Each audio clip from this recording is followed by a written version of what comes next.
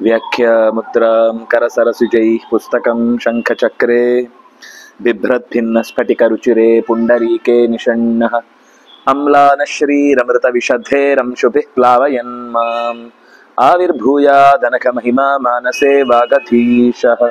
नारायणं सुरगुरुं जगदेकनाथं भक्तप्रियं सकललोकनमस्कृतं च त्रैगुण्यवर्जितमजं विभुमाद्यमीशं वन्दे भवघ्नममरासुरसिद्धवन्द्यम्। नारायणं नमस्कृत्य नरं चैव नरोत्तमं देवीं सरस्वतीं व्यासं ततो जयमुदीरये। स्वस्त्यस्तु सतां श्रीगुरुभ्यो नमः। हरिः ओम्। ದುರ್ಯೋಧನನಿಗೆ ಅನೇಕ ಬುದ್ಧಿ ಮಾತುಗಳನ್ನು ಹೇಳುವ ಪ್ರಸಂಗದಲ್ಲಿ ಪರಶುರಾಮ, ದ್ರೋಣಾಚಾರ್ಯರು, ಸ್ವತಃ ಕೃಷ್ಣ, ನಾರದರು, ಹೀಗೆ ಎಲ್ಲರೂ ಅವರವರ ಮನಸ್ಥಿತಿಯಲ್ಲಿ ಏನು ಅವನನ್ನು ಎಚ್ಚರಿಸಬೇಕೋ ಅದನ್ನು ಮಾತಾಡ್ತಾ ಬರುವಾಗ ಕೃಷ್ಣನನ್ನೇ ಮತ್ತೆ ಕೇಳಿಕೊಳ್ತಾನೆ. ಧೃತರಾಷ್ಟ್ರ, ದಯವಿಟ್ಟು ನನ್ನ ಮಗನಿಗೆ ಸ್ವಲ್ಪ ನೀತಿ ಬೋಧೆ ಮಾಡು, ನೀನು ಹೇಳಬೇಕು, ಹಿತೈಷಿ ನೀನು, ನಿನ್ನ ಮಾತಾದರೂ ಕನಿಷ್ಠ ಪಕ್ಷ ಅವನಿಗೆ ಅಂದ್ರೆ ಅವನ ಆರಂಭದಲ್ಲಿ ಒಂದು ಸೂತ್ರದ ಹಾಗೆ ರಾಜಕೀಯ ಹಿನ್ನೆಲೆಯಲ್ಲಿ ಇರುವ ಪರಿಸ್ಥಿತಿಗಳನ್ನ ತಿಳಿಸಿದ್ದ. ಆರಂಭದಲ್ಲಿ ಒಂದು ಎಲ್ಲ ರಾಜರು ಕೇಳಬೇಕಾದ ಒಂದು ಭಾಷಣವನ್ನು ಮಾಡಿದ. ಈಗ ಸ್ವತಃ ನನ್ನ ಮಗನನ್ನೇ ಕುರಿತಾಗಿ ನೀನು ಮಾತಾಡಬೇಕು ಅಂತ ಹೇಳಿದ್ದಕ್ಕೆ ಕೃಷ್ಣ ಕೆಲವು ಸಂಗತಿಗಳನ್ನು ಮಾತಾಡ್ತಾ ಬಂದ. ಅದರಲ್ಲಿ ಅವನು ಪ್ರಧಾನವಾಗಿ ಆತ್ಮೀಯತೆಯಿಂದ ಹೇಳಿದ ಅಂತಿದೆ. ತುಂಬಾ ಅವನನ್ನ ಹತ್ತಿರದವನು, ಯಾಕೆಂದ್ರೆ ಹತ್ತಿರದವನು ಹೌದವನು. ಅವನ ಮಗನಿಗೆ ದುರ್ಯೋಧನನ ಮಗಳನ್ನೇ ತಂದದ್ದು. ಲಕ್ಷಣ ಅಂತ ಅವಳ ಹೆಸರು. ದುರ್ಯೋಧನನ ಮಗಳ ಲಕ್ಷಣೆಯನ್ನ ಕೃಷ್ಣನ ಮಡದಿಯರಲ್ಲಿ ಜಾಂಬವತಿಯ ಮಗನಾದ ಸಾಂಬನಿಗೆ ಅದೇನೋ ಅವನು ಪ್ರೀತಿಯಿಂದ ಕೊಟ್ಟದ್ದಲ್ಲ. ಸ್ವಯಂವರ ಅಂತ ಗೊತ್ತಾದಾಗ ತಾನೇ ಹೋಗಿ ಮೊದಲು ಅಪಹರಿಸ್ಕೊಂಡು ಬಂದ್ಬಿಟ್ಟ. ಆದ್ರೆ ಅಪಹರಿಸಿ ಹೊರಗೆ ಬರುವ ಮುನ್ನ ಎಲ್ಲ ಸೇರಿ ಅವನನ್ನು ಬಂಧಿಸಿಟ್ರು. ಬಂಧಿಸಿಟ್ಟ ಮೇಲೆ ಕೃಷ್ಣ ಮತ್ತು ಬಲರಾಮ ಇಬ್ರು ಪತ್ರ ಕಳುಹಿಸಿದ್ರು, ಮಗನನ್ನ ಬಿಟ್ಟು ಕಳುಹಿಸಿ ಅಂತ. ಆಗ ದುರ್ಯೋಧನ ಚಪ್ಲಿ ಎಲ್ಲಿರ್ಬೇಕು ಅಲ್ಲೇ ಇರ್ಬೇಕು, ಅದನ್ನ ತಲೆ ಮೇಲೆ ಇಟ್ಕೊಳ್ಳಿಕ್ಕಾಗಲ್ಲ ಅಂತ ವಾಪಸ್ ಲೆಟರ್ ಕಳಿಸ್ದ. ಅಂದ್ರೆ ನಾವು ರಾಜರು, ನೀವು ರಾಜರಲ್ಲ, ನೀವೇನ್ ನಮಗೆ ಪತ್ರ ಕಳಿಸುದು, ನೀವೆಲ್ಲಿ ಹೊರಗಡೆ ಬಾಗಿಲ ಹತ್ರ ನಿಂತು ನಮ್ಮ ಹತ್ರ ಕೇಳ್ಬೇಕು, ಬಂದು ಬೇಡ್ಕೊಳ್ಬೇಕು ಹೊರತು. ವಸುತ ಹುಡುಗ ಇವ್ರ ಕಡೆ ಅವನು. ಆದ್ರೆ ಅವಳಿಗೂ ಇಷ್ಟ ಇತ್ತು ಲಕ್ಷಣೆಗೆ. ಆದ್ರೆ ಹುಡುಗನನ್ನ ಕಳುಹಿಸದೆ ಒತ್ತೆ ಇಟ್ಟುಕೊಂಡು ನೀವು ಚಪ್ಪಲಿಗೆ ಸಮಾನ ಅಂತ ಅನ್ನುವ ಮಾತಾಡಿದ್ಮೇಲೆ ಬಲರಾಮನಿಗೆ ಸಿಟ್ಟು ಬಂತು. ಸೀದಾ ಇಡೀ ಕುರುಕ್ಷೇತ್ರದ ಮೂಲಕ್ಕೆ ತನ್ನ ಹಲಾಯುಧವನ್ನ ಒತ್ತಿ ಇಡೀ ಊರನ್ನೇ ಗಂಗೆಯ ಕಡೆಗೆ ಮುಳುಗಿಸಿ ಬಿಡ್ತೇನೆ ಅಂತ ಹೊರಟಿದ್ದ. ಜಿಯೋಗ್ರಫಿಕಲಿ ಇವತ್ತಿಗೂ ಒಂದು ಭಾಗದಿಂದ ಅದು ಗಂಗೆಯ ಕಡೆಗೆ ವಾಲಿದೆ ಅಂತ ಹೇಳ್ತಾರೆ ಭೂಮಿ. ಇಡೀ ಪರಿಸರವನ್ನ ನೋಡಿದ್ರೆ ಒಂದ್ ಸೈಡ್ ಹೀಗೆ, ಅಲ್ಲಿ ವಸ್ತುತಃ ಗುಡ್ಡ ಅಂತದ್ದೇನು ಇಲ್ಲ, ಆದ್ರೆ ಇಡೀ ನೆಲವೇ ಒಂದ್ ಕಡೆಗೆ ಬಾಗಿದ ಹಾಗಿದೆ ಅಂತ ಹೇಳ್ತಾರೆ. ಹಾಗೆ ಕೊನೆಗೆ ಲಕ್ಷಣೆಗೂ ಸಾಂಬನಿಗೂ ವಿವಾಹ ಆಯಿತು. ಇವನು ಬೀಗ ಆಗಿ ಬಂದ, ಯಾರು ದುರ್ಯೋಧನ. ಹಾಗಾಗಿ ಒಂದು ಸಂಬಂಧ ಕೃಷ್ಣನಿಗೆ ಇದೆ. ಆ ಸಂಬಂಧದಲ್ಲೇ ಅವನು ಉಳಿಸ್ಕೊಳ್ಬಹುದಿತ್ತು. ಆದ್ರೆ ಅವನು ಯಾವ ಮಾತಿಗೂ ತಲೆ ಕೊಡ್ಲಿಲ್ಲ ಅನ್ನೋದು ಇಲ್ಲಿ ಗೊತ್ತಾಗ್ತಾ ಹೋಗುತ್ತೆ. ಭೀಷ್ಮಾಚಾರ್ಯರು, ದ್ರೋಣರು, ವಿದುರ, ಕೃಪಾ, ಸೋಮದತ್ತ, ಬಾಹ್ಲೀಕ, ಅಶ್ವತ್ಥಾಮ, ವಿಕರ್ಣ, ಸಂಜಯ, ವಿವಿಂಶತಿ ಮೊದಲಾದ ಎಲ್ಲ ಜ್ಞಾತಿಗಳೂ ಕೂಡ ನಿನ್ನ ಸಂಧಾನಕ್ಕೆ ಒಪ್ಪಿಗೆ ಸೂಚಿಸ್ತಾರೆ. ಅವರು ಯಾವತ್ತೂ ಕೂಡ ಯುದ್ಧದ ಪರವಾಗಿ ಇಲ್ಲ. ಆದ್ರಿಂದಾಗಿ ಶಮೇ ಶರ್ಮ ಭವೇತ್ತಾತ, ಶಮದಲ್ಲಿಯೇ ಶರ್ಮ. ಶಮ ಅಂದ್ರೆ ಶಾಂತಿ, ಶರ್ಮ ಅಂದ್ರೆ ಸುಖ. ಶಮದಲ್ಲಿಯೇ ಶಾಂತಿಯಲ್ಲಿಯೇ ಸುಖ ಹೊರತು ಯುದ್ಧದಲ್ಲಿ ಯಾರಿಗೂ ಸುಖ ಇಲ್ಲಪ್ಪ. ಸರ್ವಸ್ಯ ಜಗತಸ್ತಥಾ, ಅದು ನಮ್ಮ ನಿಮ್ಮ ನಡುವೆ ಮಾತ್ರ ಅಲ್ಲ, ಇದು ಇಡೀ ಜಗತ್ತಿನಲ್ಲಿ ಯಾವತ್ತಿಗೂ ಕೂಡ ಸಂಧಾನಕ್ಕೆ ಅವಕಾಶ ಆಗುತ್ತೆ ಅಂದ್ರೆ ಕದನ ವಿರಾಮ ಅಂತ ಘೋಷಣೆ ಮಾಡುತ್ತೇವೆ ಅಂತ ಒಪ್ಪಿಕೊಂಡ್ರೆ ತಕ್ಷಣವೇ ಅದಕ್ಕೆ ಅನುಮತಿ ನೀಡಬೇಕು. ಹಠಕ್ಕೆ ಬಿದ್ದು ಕಾಲ್ ಕೆದರ್ಕೊಂಡು ಯುದ್ಧ ಮಾಡ್ತೇವೆ ಅಂತ ಅನ್ನೋದು ಯಾವತ್ತೂ ನೆಮ್ಮದಿಗೆ ಕಾರಣ ಆಗುವುದಿಲ್ಲ. ಹಿರೀಮಾನಸಿ ಕುಲೇ ಜಾತಃ ಶ್ರುತವಾನಾನ್ ಋಷಂಸ್ಯವಾನ್ ತಿಷ್ಠತಾತ ಪಿತುಶಾಸ್ತ್ರೇ ಮಾತುಶ್ಚ ಭರತರ್ಷಭ. ನೀನು ನಾಚಿಕೆ ಉಳ್ಳವ ಅಂದ್ರೆ ತಪ್ಪು ಮಾಡುವಾಗ ಇದು ತಪ್ಪು ಅಂತ ಮನಸ್ಸಿಗೆ ನಿನಗೆ ಅನ್ಸತ್ತೆ. ಮತ್ತೆ ಒಳ್ಳೆಯ ಮನೆತನದಲ್ಲಿ ಹುಟ್ಟಿದವ. ಶ್ರುತವಾನ್, ನೀನ್ ಸಾಮಾನ್ಯ ಅಲ್ಲ, ಶಾಸ್ತ್ರಗಳ ಅನೇಕ ಗ್ರಂಥಗಳನ್ನ ನೀನು ಅಧ್ಯಯನ ಮಾಡಿದವ. ಆನೃಶಂಸ್ಯವಾನ್, ಹಿಂಸಕ ಅಲ್ಲ ನೀನು. ನೃಶಂಸ ಅಂದ್ರೆ ಹಿಂಸ, ಆನೃಶಂಸ್ಯ ಅಂದ್ರೆ ಹಿಂಸೆಯನ್ನ ನೀನು ಒಪ್ಪುವವನಲ್ಲ. ಪಿತುಃ ಶಾಸ್ತ್ರೇ ತಿಷ್ಠ, ತಂದೆಯ ಶಾಸನಕ್ಕೆ ಒಗ್ಗು, ಅಲ್ಲೇ ಇರು. ಅಷ್ಟೇ ಅಲ್ಲ, ತಾಯಿ ಮಾತುಶ್ಚ, ತಾಯಿಯ ಮಾತಿಗಾದ್ರೂ ಬೆಲೆ ಕೊಡು. ಏತಚ್ಛ್ರೇಯೋ ಹಿ ಮನ್ಯಂತೆ ಪಿತಾ ಯಚ್ಛಾಸ್ತಿ ಭಾರತ ಉಕ್ತಮಾಪದ್ಗತಃ ಪೂರ್ವಂ ಪಿತುಸ್ಮರಸಿ ಶಾಸನಂ. ಯಾವತ್ತೂ ಲೋಕದಲ್ಲಿ ತಂದೆಯ ಶಾಸನದಲ್ಲಿ ಶ್ರೇಯಸ್ಸು ಇದೆ ಅಂತ ಮಾತು. ಆಗ ಒಪ್ಪಿಕೊಳ್ಳದೆ ಇದ್ದವರು ಮುಂದೆ ಅನುಶೋಕ ಪಡ್ತಾರೆ. ತಂದೆ ಹೇಳಿದ ಮಾತು ಕೇಳಬೇಕಿತ್ತು. ಉಕ್ತಮ ಆಪದ್ಗತಃ ಪೂರ್ವಂ, ಈಗ ಹಿಂದೆ ಹೇಳಿದ್ದನ್ನ ಆಪತ್ತು ಎದುರಾದ ಮೇಲೆ, ಆಪತ್ತಿನ ಸಮಯಕ್ಕಿಂತ ಪೂರ್ವದಲ್ಲಿ ಹೇಳಿದ ತಂದೆಯ ಶಾಸನದ ಮಾತು ಆಪತ್ತಿನ ನಂತರ ಅದನ್ನು ಎದುರಿಸ್ಲಿಕ್ಕಾಗ್ಲಿಲ್ಲ ಅನ್ನುವ ಸ್ಥಿತಿ ಬಂದಾಗ ಪಿತುಸ್ಮರಸಿ ಶಾಸನಂ, ತಂದೆಯ ಮಾತನ್ನ ಸ್ಮರಿಸ್ತಿ. ತಂದೆ ಹೇಳಿದ ಶಾಸನದ ಮಾತಿಗೆ ನಾನು ಒಪ್ಪಿಕೊಳ್ಬೇಕಿತ್ತು. ಅಪ್ಪ ಆವಾಗ ಹೇಳ್ತಿದ್ರು, ಅದನ್ನು ಕೇಳಿದಿದ್ರೆ ಇವತ್ತು ಚೆನ್ನಾಗಿರ್ತಿತ್ತು. ಆದ್ರೆ ಈಗ ಆ ಬದುಕು ಹಾಗೆ ನಾವು ಅನ್ಕೊಂಡ ಹಾಗೆ ನಡೀತಾ ಇಲ್ಲ ಅಂತ ನೀನೇ ಆಗ ಬೇಸರ ಮಾಡಿಕೊಳ್ಳುವಂತಹ ಪ್ರಸಂಗ ಬರುತ್ತೆ. ರೋಚತೈತೆ ಪಿತುಸ್ತಾತ ಪಾಂಡವೈ ಸಹ ಸಂಗಮ ಸಾಮಾತ್ಯಶ್ಚ ಕುರುಶ್ರೇಷ್ಠ ತತ್ತುಭ್ಯಂ ತಾತ ರೋಚತಾಂ. ನಿನ್ನ ತಂದೆಗೆ ನೀನು ಪಾಂಡವರ ಜೊತೆಗೆ ಕೈ ಮಿಲಾಯಿಸಿ ಬದುಕುವುದು ಅನ್ನೋದು ಇಷ್ಟವಾದ ಸಂಗತಿ.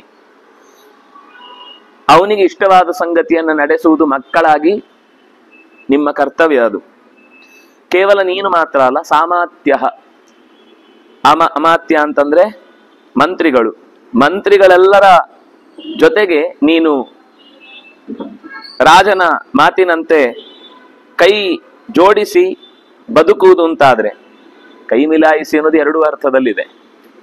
ಕೈ ಮಿಲಾಯಿಸಿದ್ರು ಅಂತಂದ್ರೆ ಯುದ್ಧ ಮಾಡಿದ್ರು ಅಂತ ಅರ್ಥ. ಕೈ ಮಿಲಾಯಿಸಿದ್ರು ಅಂತಂದ್ರೆ ಶೇಕ್ ಹ್ಯಾಂಡ್ ಮಾಡಿದ್ರು ಅಂತ ಅರ್ಥ. ಒಂದ್ಸರ್ತಿ ಕೈ ಜಾಸ್ತಿ ಹೇಳಿದ್ರೆ ಅದು ಎರಡು ಕೈ ಸೇರಿ ಜೋರಾಯ್ತು ಅಂತ ಅರ್ಥ ಅಷ್ಟೇ.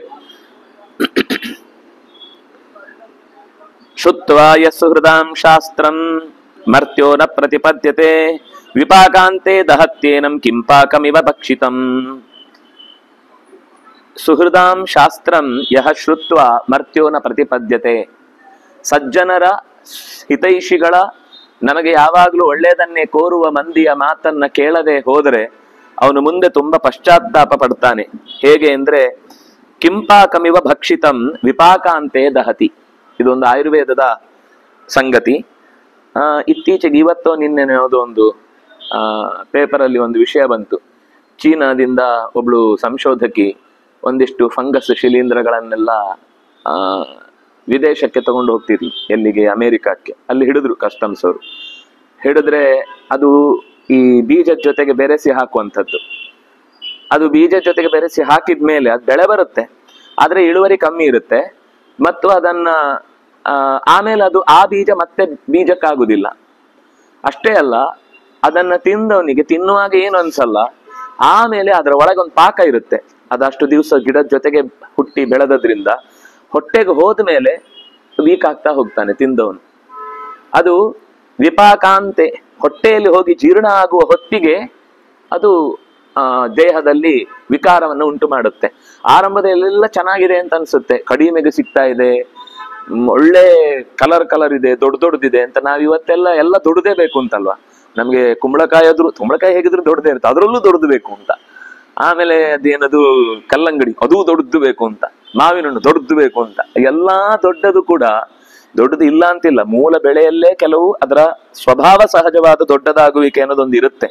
ಆದ್ರೆ ಕೆಲವೊಮ್ಮೆ ಏನ್ ಮಾಡ್ತಾರೆ ಅಂದ್ರೆ ಅದರ ಬುಡಕ್ಕೆ ಇಂಜೆಕ್ಟ್ ಮಾಡಿ, ಅದರ ದ್ರಾಕ್ಷಿ ಅದನ್ನು ಇಷ್ಟೇ ಚಿಕ್ಕದಿರುತ್ತೆ, ಆ ಇಂಜೆಕ್ಟ್ ಮಾಡಿದ್ಮೇಲೆ ಅದು 3 ಪಟ್ಟು 4 ಪಟ್ಟು ದೊಡ್ಡದಾಗುತ್ತೆ. ಅಂದ್ರೆ ಅವರಿಗೆ ಕ್ರಯಕ್ಕೆ ತೂಗ್ಲಿಕ್ಕೆ ಜಾಸ್ತಿ ಆಗ್ಬೇಕು ಅನ್ನೋ ಒಂದೇ ಕಾರಣಕ್ಕೆ ಅದಕ್ಕೆ ಕೆಲವೆಲ್ಲ ಬೇಡವಾದ ಸಂಗತಿಗಳನ್ನ ತುಂಬ್ತಾರೆ. ಅದು ನಮಗೆ ತಿನ್ನುವಾಗ ಏನು ಗೊತ್ತಾಗುದಿಲ್ಲ, ಕಹಿ ಇಲ್ಲ, ವಿಷ ಅಂತ ಅನ್ಸುದಿಲ್ಲ, ಬಾಯಿ ಏನಾದ್ರೂ ಅದರ ವಿಷದಿಂದಾಗಿ ದಡ್ಡು ಕಟ್ಟುದು ಅಥವಾ ದಪ್ಪ ಆಗುದು ಇಂಥದ್ದೇನೂ ಆಗಲ್ಲ. ಆದ್ರೆ ಹೊಟ್ಟೆಗೆ ಹೋದ್ಮೇಲೆ ತೊಂದರೆ ಕೊಡುತ್ತೆ. ಹಾಗೆ ಇದು ಯಾವಾಗ ಹೇಳಿದ ಮಾತು ಭೀಷ್ಮಾಚಾರ್ಯರು, ಕೃಷ್ಣ ಹೇಳಿದ ಮಾತು. ವಿಪಾಕಾಂತೆ ದಹತ್ಯೇನಂ ಕಿಂಪಾಕಂ. ಕಿಂಪಾಕ ಅಂದ್ರೆ ಕೆಟ್ಟ ಪಾಕ ಅಂತ ಅರ್ಥ. ತಿನ್ನುವಾಗ ಬಹಳ ಚಂದ ಅನ್ಸುತ್ತೆ, ಕರ್ದದ್ದು ಹುರಿದದ್ದು ಕಿರ್ದಿದ್ದು ಎಲ್ಲ ತೆಗೆದು ತಿಂದು ತಿಂದು ತಿಂದು ಹೊಟ್ಟೆ ಆಗ ಚೆನ್ನಾಗಿರುತ್ತೆ. ಆದ್ರೆ ಅದು ಒಳಗಿನಿಂದ ಅನಾಹುತ ಪಿತ್ತ ಜಾಸ್ತಿ ಆಯ್ತು ಅಥವಾ ಒಳಗಿನಿಂದ ವಾತ ತುಂಬಿಕೊಂಡಿತು ಅಂದಾಗ ದೇಹಕ್ಕೆ ಅದನ್ನು ತಡ್ಕೊಳ್ಳೋ ಶಕ್ತಿ ಇರಲ್ಲ. ಮತ್ತೆ ಅದು ದೇಹದಿಂದ ಆ ವಿಷ ಪೂರ್ತಿ ಹೊರಗೆ ಹೋಗುವ ತನಕ ಒದ್ದಾಡಬೇಕು, ಸುಲಭದಲ್ಲಿ ಹೋಗಲ್ಲ. ಅದಕ್ಕೆ ಮತ್ತೆ ಇವತ್ತಿನ ಭಾಷೆಯಲ್ಲಿ ಎನಿಮಗಿನಿಮ ಏನೇನೋ ಒಂದಿಷ್ಟು ಇದೆಯಲ್ಲ, ಇದನ್ನೆಲ್ಲ ಮಾಡಿದ್ರೂ ಮುಗಿಯಲ್ಲ ಪರಿಸ್ಥಿತಿ, ಅದೇನು ಎಷ್ಟು ಕೆಟ್ಟದಾಗ ಹೋಗುತ್ತೆ ಅಂತ. ಅದರಿಂದಾಗಿ ಅದನ್ನ ತಿನ್ನುವುದನ್ನ ತಪ್ಪಿಸುವುದೇ ಆರೋಗ್ಯಕ್ಕೆ ಹಿತಕರ ಅಲ್ವಾ. ಅದಕ್ಕೆ ಈ ತರ ಯುದ್ಧದಲ್ಲಿ ತೊಡಗದೇ ಇದ್ರೆ ನಾವು ಕ್ಷೇಮ. ಎಷ್ಟು ನಿಶ್ರೇಯ ಸಂವಾಕ್ಯಂ ಮೋಹಾನ ಪ್ರತಿಪದ್ಯತೆ ಸದೀರ್ಘ ಸೂತ್ರೋ ಹೀನಾರ್ಥ ಪಶ್ಚಾತ್ತಾಪೇನ ಯುಜ್ಯತೆ. ನಿಶ್ರೇಯಸ ಅಂದ್ರೆ ತುಂಬಾ ಉತ್ತಮವಾದ ಶ್ರೇಯಸ್ಸಿಗೆ ಕಾರಣವಾದದ್ದು, ಏಣಿ ಹತ್ತುವ ಹಾಗೆ ಎತ್ತರಕ್ಕೆ ಏರುವಂತದ್ದು ಅಂತ ಅರ್ಥ. ನಿಶ್ರೇಯಸಂ ವಾಕ್ಯಂ, ಎತ್ತರಕ್ಕೆ ಏರಿಸುವ ಮಾತನ್ನ ಮೋಹಕ್ಕೊಳಗಾಗಿ ಕೃಷ್ಣ ಹೇಳಿದಾನ ಹೇಳಿದ್ರೆ ಮಾಡುವುದಿಲ್ಲ. ಬೇರೆ ಯಾರಾದ್ರೂ ಕರ್ಣ ಏನಾದ್ರೂ ಹೇಳಿದ್ದ ಅಂದ್ರೆ ಒಪ್ಕೊಳ್ತಿದ್ದೆ ಅಂತ. ಈ ತರ ನೀನು ಮೋಹಾತ್ನ ಪ್ರತಿಪದ್ಯತೆ, ಕೇವಲ ಕೃಷ್ಣ ನಿನಗೆ ಈ ಮಾತು ಉಪದೇಶ ಮಾಡ್ತಾ ಇದ್ದಾನೆ ಅನ್ನೋ ಕೋಪಕ್ಕೆ ನೀನು ಮಾಡದೆ ಹೋಗ್ತಿ ಅಂತ ಆದ್ರೆ ದೀರ್ಘ ಸೂತ್ರ.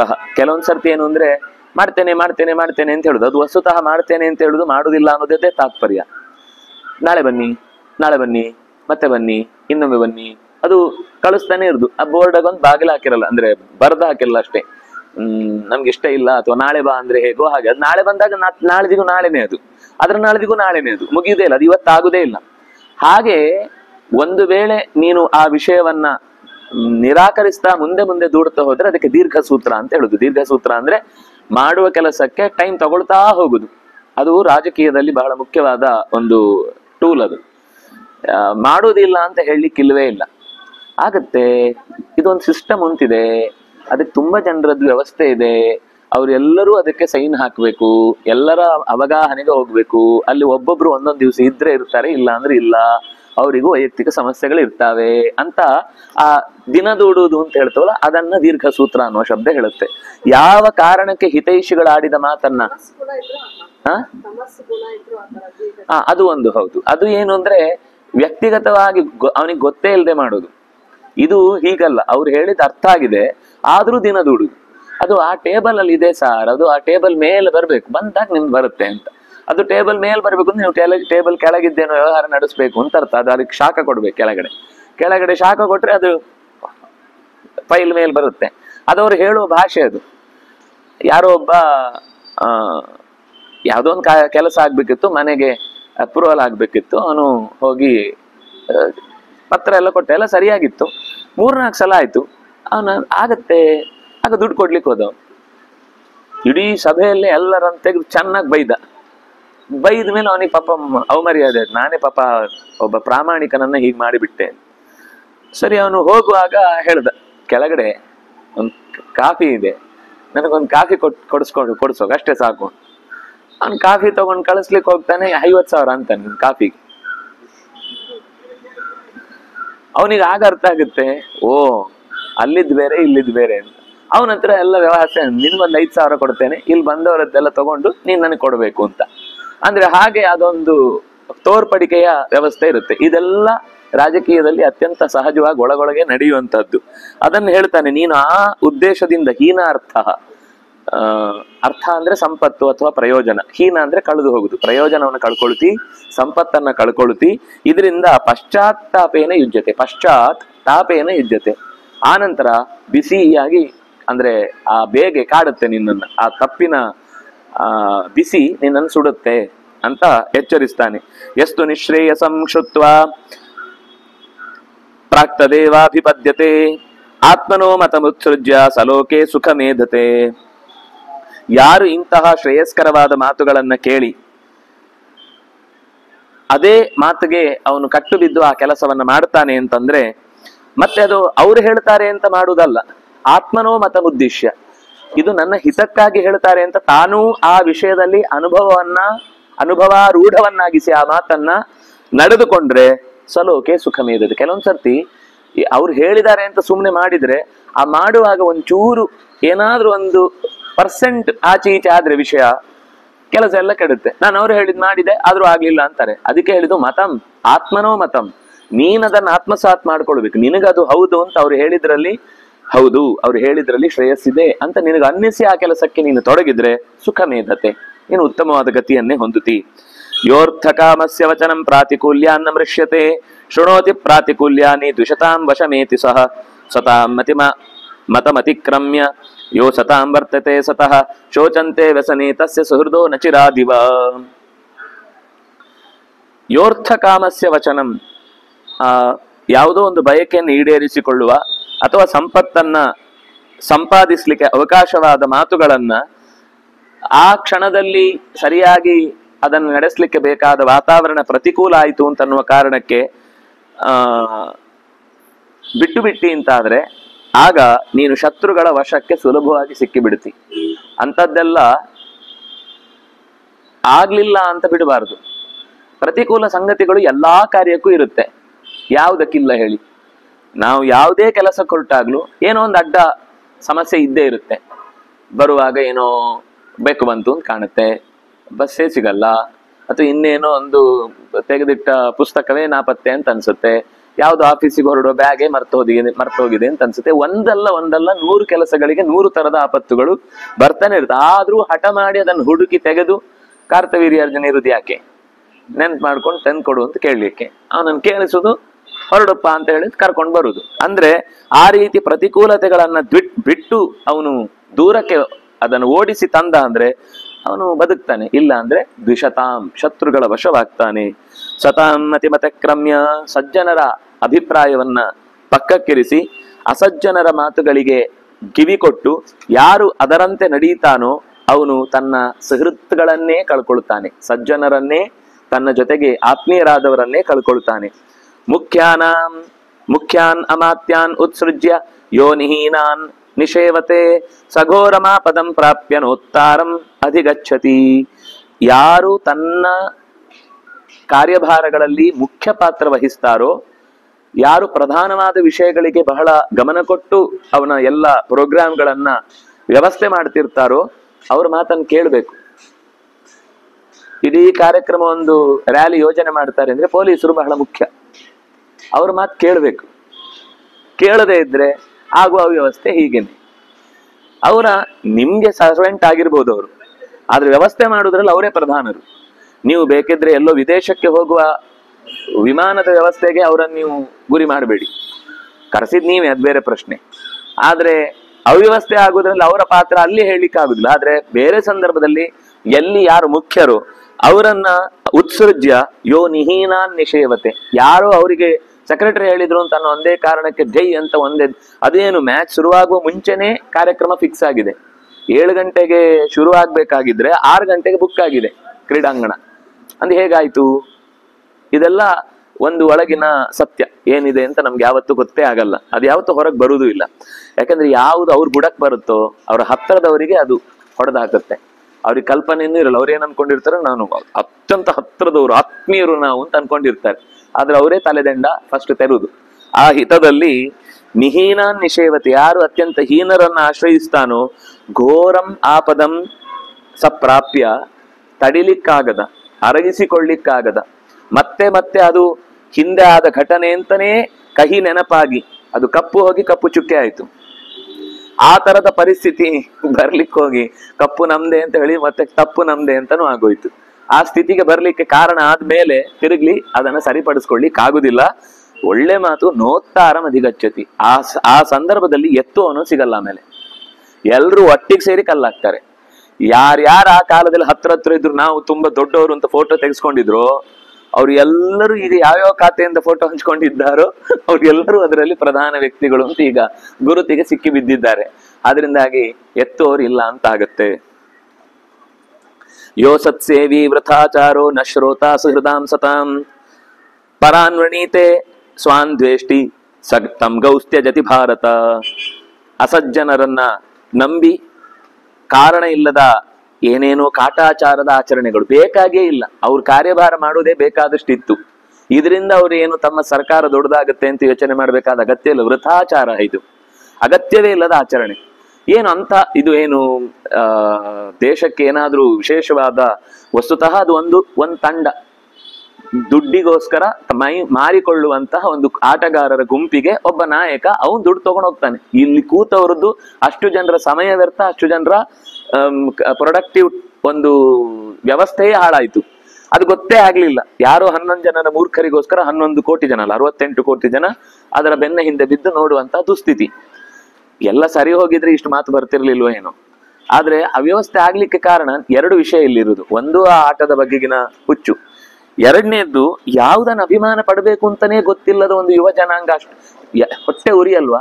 ಎಲ್ಲ 20 ವರ್ಷದ ಒಳಗಿನವರು ಕೈಕಾಲಡಿಯಲ್ಲಿ ಬಿದ್ದು ಸತ್ತಿದ್ದಾರೆ ಅಂತ ಅನ್ನುವಾಗ ಒಬ್ಬ ಬಾಸ್ಕೆಟ್ ಬಾಲ್ ಪ್ಲೇಯರ್ ಆಗೋನಿದ್ದ, ಇನ್ನೇನೋ ಮ್ಯೂಸಿಷಿಯನ್ ಆಗೋನಿದ್ದ, ಇನ್ಯಾರೋ ಇದ್ದ. ಈ ಎಲ್ಲ ಯೋಚನೆಗಳು ಆ ತಂದೆ ತಾಯಿಗಳ ಹೊಟ್ಟೆಯನ್ನು ಹೇಗೆ ನಾವು ಆ ತಂದೆ ತಾಯಿಗಳ ಸ್ಥಾನದಲ್ಲಿ ನಿಂತ್ರೆ ಇದೆಲ್ಲ ಅರ್ಥ ಆಗುತ್ತೆ. ಇಲ್ಲ ಅಂದ್ರೆ ನಮ್ಗೇನು ಅಂದ್ರೆ ಏನು 11 ಜನ ಸತ್ತಿದ್ದೇನು ದೊಡ್ಡ ವಿಷಯನ ಅಂತ ಅಷ್ಟೇ ತಲೆ ಕಾಣುತ್ತೆ. ಅವ್ರು ರಾಜಕೀಯದವ್ರಿಗೆ ಅಷ್ಟೇ ಕಾಣುದು. ಎಷ್ಟೋ ಜನ ಕೋವಿಡ್ ಅಲ್ಲಿ ಸತ್ತು ಹೋಗ್ತಾ ಇದ್ರು, ಇದೇನು ದೊಡ್ಡ ವಿಷಯ ಅಂತ. ಅಲ್ಲಿ ರೋಗ ಬೇರೆನೆ ಇತ್ತು, ಅದಕ್ಕೆ ನಾವು ಪ್ರತ್ಯೇಕವಾಗಿ ಕಾರಣ ಅಲ್ಲ. ಇಲ್ಲಿ ನೀವು ಒಂದು ದಿವಸದೊಳಗೆ 2.5-3 ಲಕ್ಷ ಜನರನ್ನ ನಿಯಂತ್ರಣ ಮಾಡ್ಲಿಕ್ಕೆ ಬೇಕಿರುವ ಆಯೋಜನೆ ಮಾಡ್ಲಿಕ್ಕಾಗದೆ ಅದನ್ನ ವ್ಯವಸ್ಥಿತವಾಗಿ ಒಪ್ಪಿಕೊಳ್ಳುವುದು ಹೇಗೆ?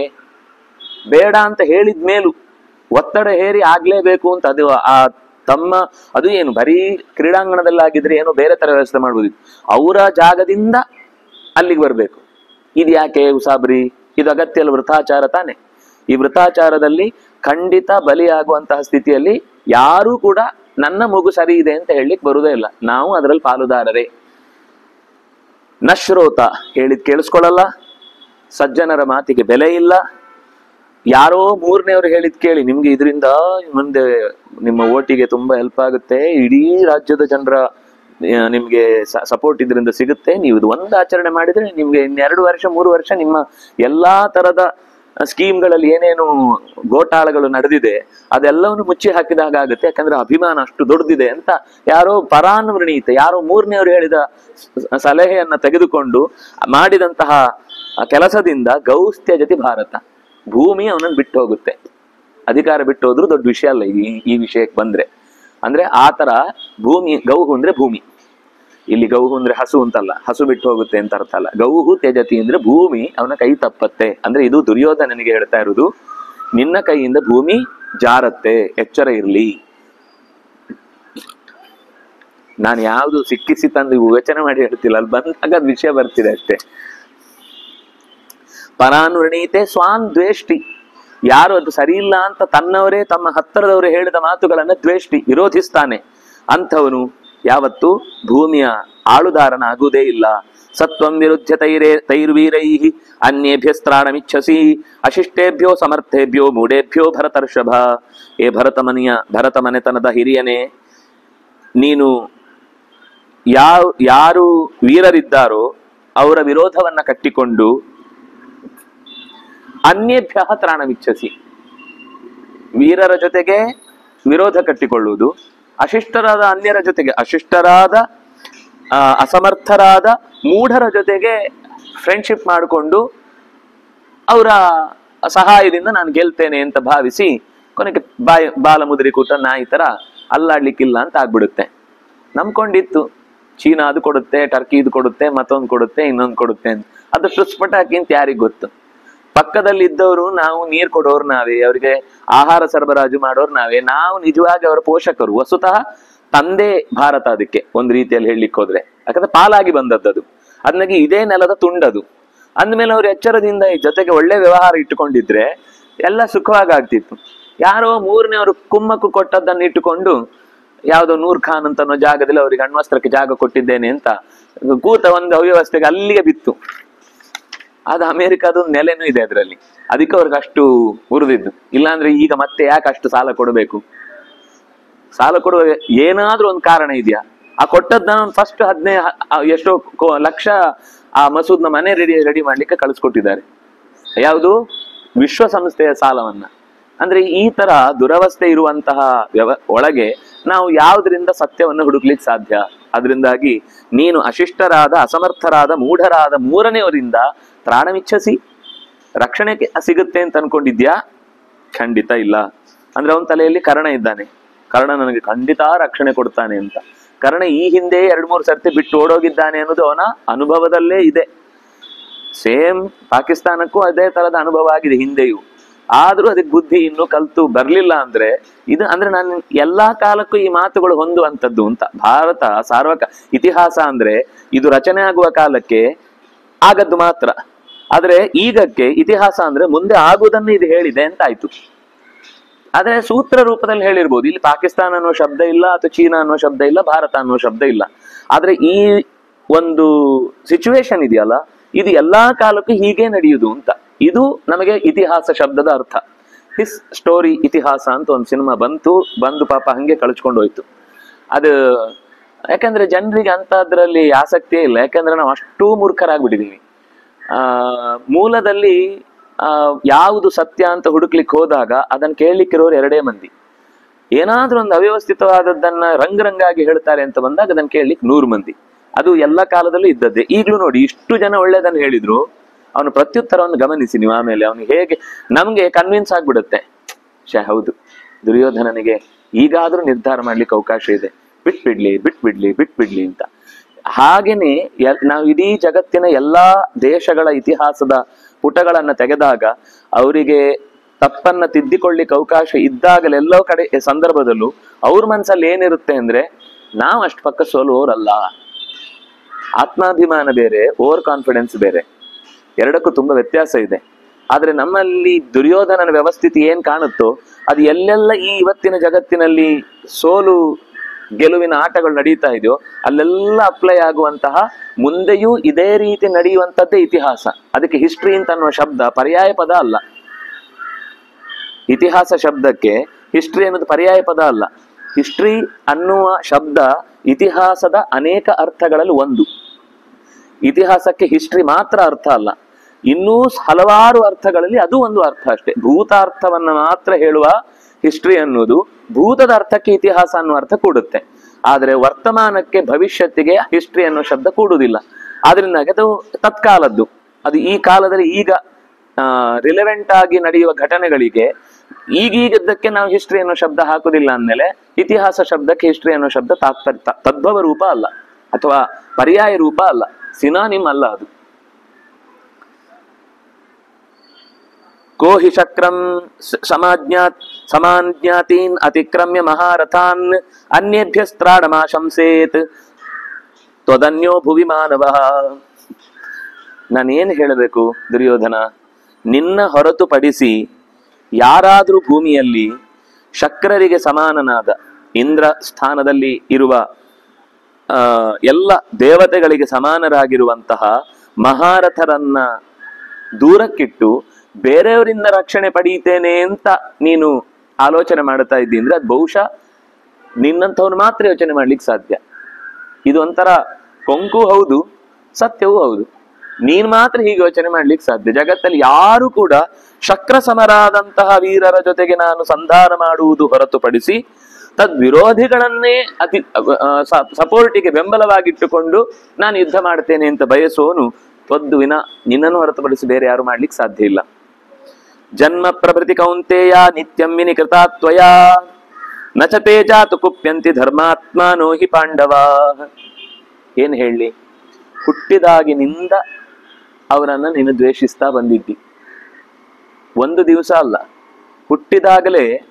ಆದ್ರೆ ಅವ್ರು ಬರ್ತಾರೆ ಅಂತ ಸ್ವಲ್ಪ ವಯಸ್ಸಾದ ಸಂದರ್ಭ, ಅಲ್ಲಿ ತನಕ ಅವ್ರು 14 ವರ್ಷ ಸಿಕ್ಕೇ ಇಲ್ಲ ಬಿಡಿ, ಕಾಡಲ್ಲೇ ಇದ್ರು.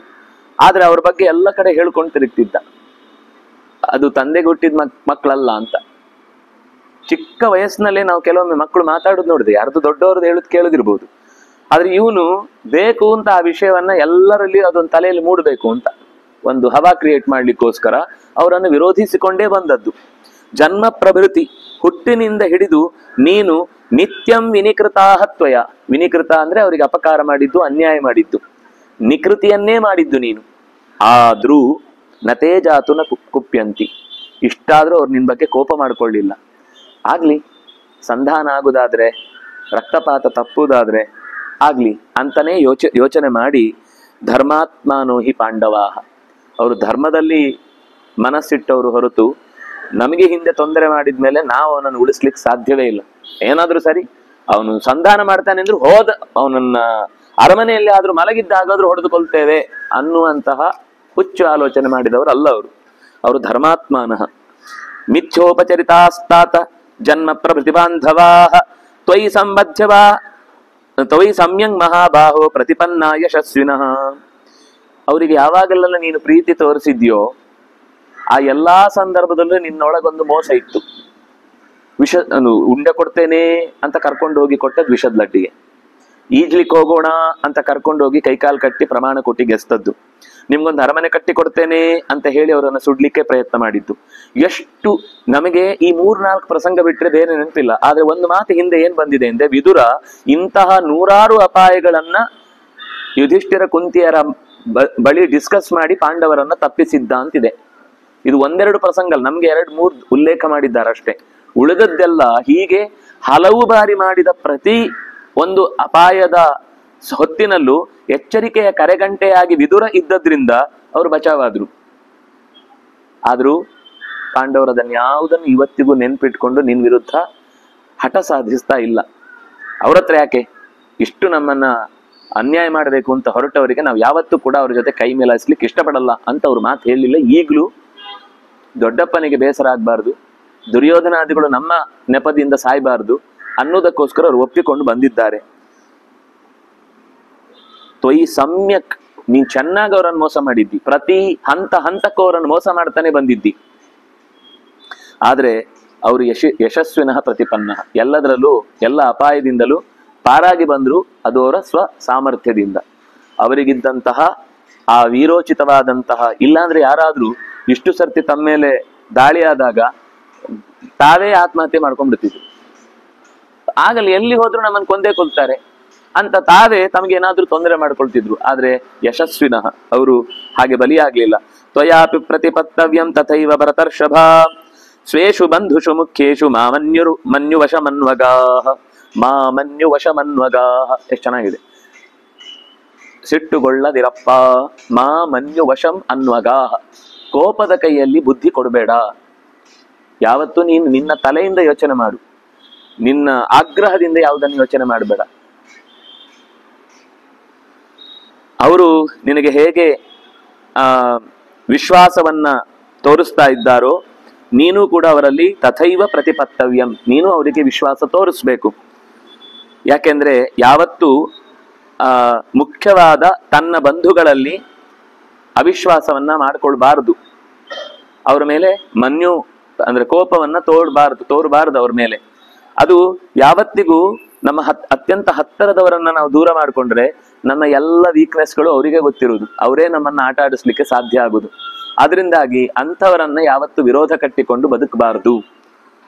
ಮತ್ತೆ ಅವರೇ ಮುಂದೆ ಸಹಾಯಕ್ಕೆ ಬರುವವರು ಕೂಡ, ಅವರಿಂದನೇ ನಮಗೆ ಬದುಕಿಗೆ ಕ್ಷೇಮ ಆಗುದು ಹೊರತು ಮೂರನೇವರಿಂದ ಅಲ್ಲ. ಅವರು ಅವರ ಬೇಳೆ ಬೇಯಿಸಿದ್ಮೇಲೆ ಹೊರಟೋಗ್ಬಿಡ್ತಾರೆ, ಅವರಿಗೆ ಯಾವತ್ತು ಯಾವುದೂ ಹತ್ತಿರಕ್ಕೆ ಬೇಡ ಅಂತಾನೆ ಅನ್ಸುತ್ತೆ.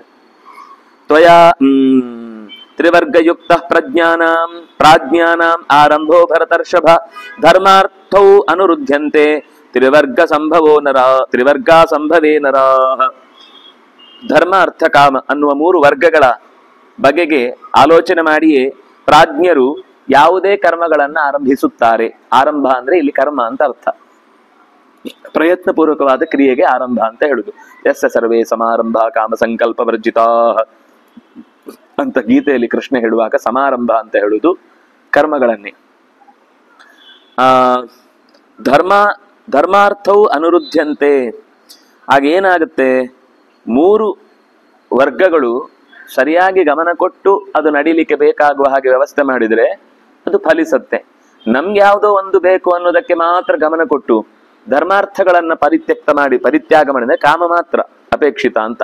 ಅದೆರಡನ್ನು ಬಿಟ್ಟು ಬಿಟ್ರೆ, ಅಂದ್ರೆ ಧರ್ಮದ ಚೌಕಟ್ಟಿನಲ್ಲಿ ಇಲ್ಲದೆ ಕಾಮ, ಸಂಪತ್ತನ್ನ ಕೊಟ್ಟು ತೆಗೆದುಕೊಳ್ಳದ ಕಾಮ, ಅಂದ್ರೆ ಅಡ್ಡದಾರಿಯೋ ಅಥವಾ ಇನ್ನೇನೋ ಒಂದು ವ್ಯವಹಾರದಲ್ಲಿ ಬರುವ ಕಾಮ, ಮೂರೂ ವರ್ಗಗಳನ್ನು ಹಾಳು ಮಾಡುತ್ತೆ. ಧರ್ಮವನ್ನು ನಾಶ ಮಾಡುತ್ತೆ, ಕರ್ಮವನ್ನು ನಾಶ ಮಾಡುತ್ತೆ, ಕಾಮವು ನಾಶ ಆಗುತ್ತೆ. ಅದು ಕೂಡ ಅವನಿಗೆ ಲಭ್ಯ ಆಗುದಿಲ್ಲ. ಏನೋ ಬಯಸ್ತೇನೆ ಅಂತ ಅವನು ಅನ್ಕೊಂಡಿರ್ತಾನೆ, ಆದ್ರೆ ಆ ಬಯಕೆ ಪೂರ್ತಿ ಈಡೇರುವುದಿಲ್ಲ.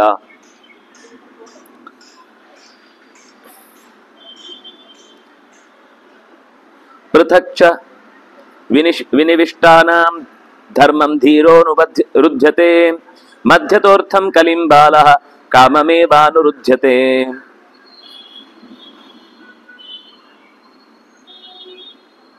ಧರ್ಮಂ ವಿನಿವಿಷ್ಟಾನಾಂ ಧೀರಃ ಅನುರುಧ್ಯತೆ.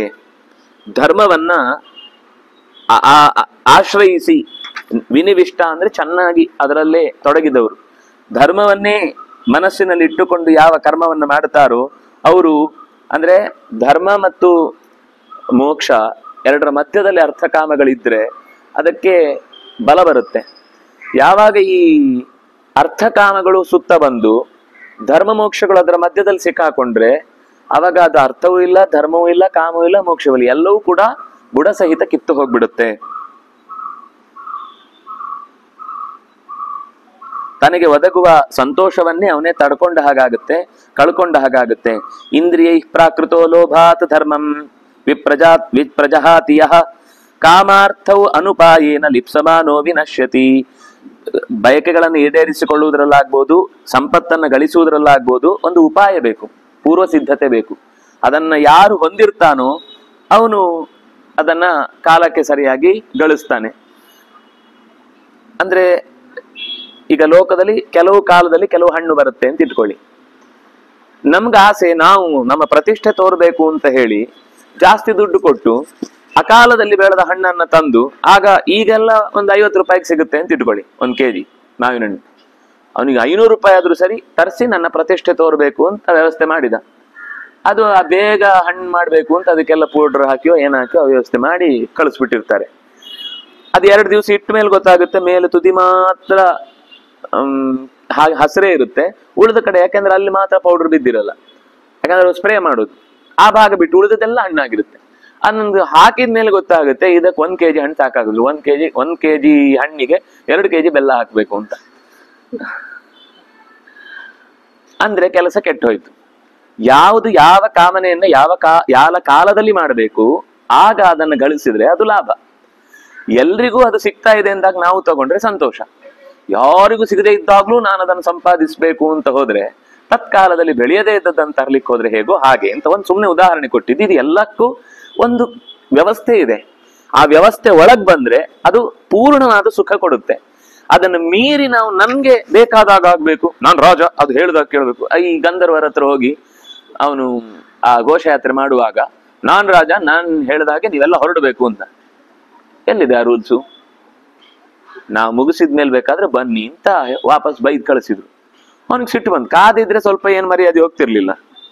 ಹೋಗಿ ಗಲಾಟೆ ಮಾಡಿದ್ರು, ಹಿಡಿದು ಚೆನ್ನಾಗಿ ಮರ ಕಟ್ಟಾಕಿ ಎಲ್ಲ ಓಡಿಸಿದ್ರು. ಈ ಕರ್ಣ ಎಲ್ಲ ಇಲ್ವೇ ಇಲ್ಲ ಅಲ್ಲಿ. ಪೆಡ್ದಿಂದ ಹೋದವರು ಯಾವ ದಿಕ್ಕಲ್ಲಿದ್ದಾರೆ ಅಂತ ಅವರಿಗೂ ನೆನಪಿಲ್ಲ, ಅಷ್ಟು ಓಡ್ಕೊಂಡು ಹೋಗಿದ್ದಾರೆ ತಪ್ಪಿಸ್ಕೊಂಡು. ಆಮೇಲೆ ಪಾಪ ದುರ್ಯೋಧನ, ಯಾರು ವೃದ್ಧರಾದ ಮಂತ್ರಿಗಳು ಬಂದು ಯುಧಿಷ್ಠಿರನನ್ನ ಕೇಳಿ ಭೀಮಾರ್ಜುನರನ್ನ ಕಳುಹಿಸಿ ಬಿಡಿಸಿ ಕಳಿಸಿದ್ದಾಯ್ತು. ಇದು ಕಾಲ ಅನುಚಿತವಾದದ್ದು ಅಂತ ಗೊತ್ತಾದಾಗ ಅದನ್ನು ಬಿಟ್ಟಿದ್ರೆ ಬದುಕ್ತಿದ್ದ. ಬೇಕು ಅಂತ ಅವರಿಗೆ ಹೊಟ್ಟೆ ಉರಿ ಬರೆಸ್ಬೇಕು. ನಿಮ್ಗೆ ನೋಡಿ ಕಾಡಲ್ಲಿ ಬರೀ ಎಲೆ ಗೆಡ್ಡೆ ಗೆಣಸು ಹಣ್ಣು ಹಂಪಲು ತಿನ್ಕೊಂಡು ಬದುಕುದು. ನಾವು ನೋಡಿ ಎಲ್ಲ ಒತ್ತು ಶಾವಿಗೆಲ್ಲ ಚೆನ್ನಾಗಿ ಬೇಯಿಸ್ಕೊಂಡು ತಿಂದು ಎಂತ ಖುಷಿ ಪಡ್ತೇವೆ ಅಂತ ಹೇಳಿಕೋದ. ಅವನನ್ನೇ ಒತ್ತು ಶಾವಿಗೆ ಮಾಡಿಟ್ರು ಸೇರಿ ಎಲ್ಲ ಗಂಧರ್ವರು. ಅಂದ್ರೆ ಆ ತರ ಒಂದು ವ್ಯವಸ್ಥೆ ಅಂತ ಬಂದಾಗ ಅದನ್ನ ಕಾಲಕ್ಕೆ ಸರಿಯಾಗಿ ಉಪಾಯೇನ ಲಿಪ್ಸಮಾನ, ಉಪಾಯದಿಂದ ತಗೊಂಡ್ರೆ ನ ವಿನಶ್ಯತಿ. ಆದ್ರೆ ಸರಿಯಾದ ಉಪಾಯ ಮಾಡದೆ, ಪೂರ್ವ ಸಿದ್ಧತೆ ಇಲ್ಲದೆ ಏನ್ ಮಾಡಿದ್ರು ಅದು ಅವ್ಯವಸ್ಥೆನೇ.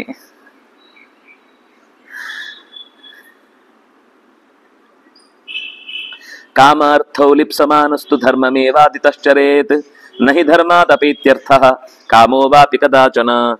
ಕಾಮ ಮತ್ತು ಅರ್ಥಗಳು ಬಯಸಬಾರದು ಅಂತ ಯಾರು ಹೇಳಲಿಲ್ಲ. ಸಂಪತ್ತನ್ನು ಹೆಚ್ಚಿಸಿಕೊಳ್ಬೇಕು, ಬಯಕೆಗಳನ್ನು ಈಡೇರಿಸಿಕೊಳ್ಬೇಕು. ಆದರೆ ಧರ್ಮಮೇವ ಆದಿತಶ್ಚರೇತ್, ಅದಕ್ಕೆ ಅಡಿಪಾಯ ಧರ್ಮದ ಚೌಕಟ್ಟೇ ಆಗಿರಬೇಕು. ಹಾಗಿದ್ದಾಗ ಅದು ಯಾವತ್ತೂ ಕೂಡ ಅವನಿಗೆ ನಾಶ ಆಗುದಿಲ್ಲ. ನಹಿ ಧರ್ಮಾದ ಅಪೈತ್ಯ, ಧರ್ಮದ ದಾರಿಯಿಂದ ಹೊರಬಂದು ಅರ್ಥವನ್ನ ಸಂಪಾದನೆ ಮಾಡಲಿ, ಕಾಮವನ್ನ ಸಂಪಾದನೆ ಮಾಡಲಿ, ಅದು ಅವನಿಗೆ ದಕ್ಕುವುದಿಲ್ಲ. ಅದು ಅವನ ಕೆಟ್ಟ ಪ್ರತಿಷ್ಠೆಯಾಗಿ ಉಳಿಯತ್ತೆ ಅಥವಾ ಕಪ್ಪು ಚುಕ್ಕಿಯಾಗಿ ಉಳಿಯತ್ತೆ ಹೊರತು ಲಭ್ಯ ಆಗುವುದು ಸಾಧ್ಯವೇ ಇಲ್ಲ. ಏನೋ ದೊಡ್ಡ ಹೆಸರು ಮಾಡ್ತೇವೆ ಅಂತ ಹೋದ್ರೆ ದೊಡ್ಡ ಅಪಯಶಸ್ಸೆ ಹಣೆ ಹೊಟ್ಟಿಯಾಗಿ ಕಪ್ಪು ಕರಾಳ ದಿನ ಡಿಸೆಂಬರ್ 6 ಅಂತ ಒಂದು ನೆನ್ಪಿಟ್ಕೊಂಡಾಗಿ, ಇದು ಜೂನ್ 6 4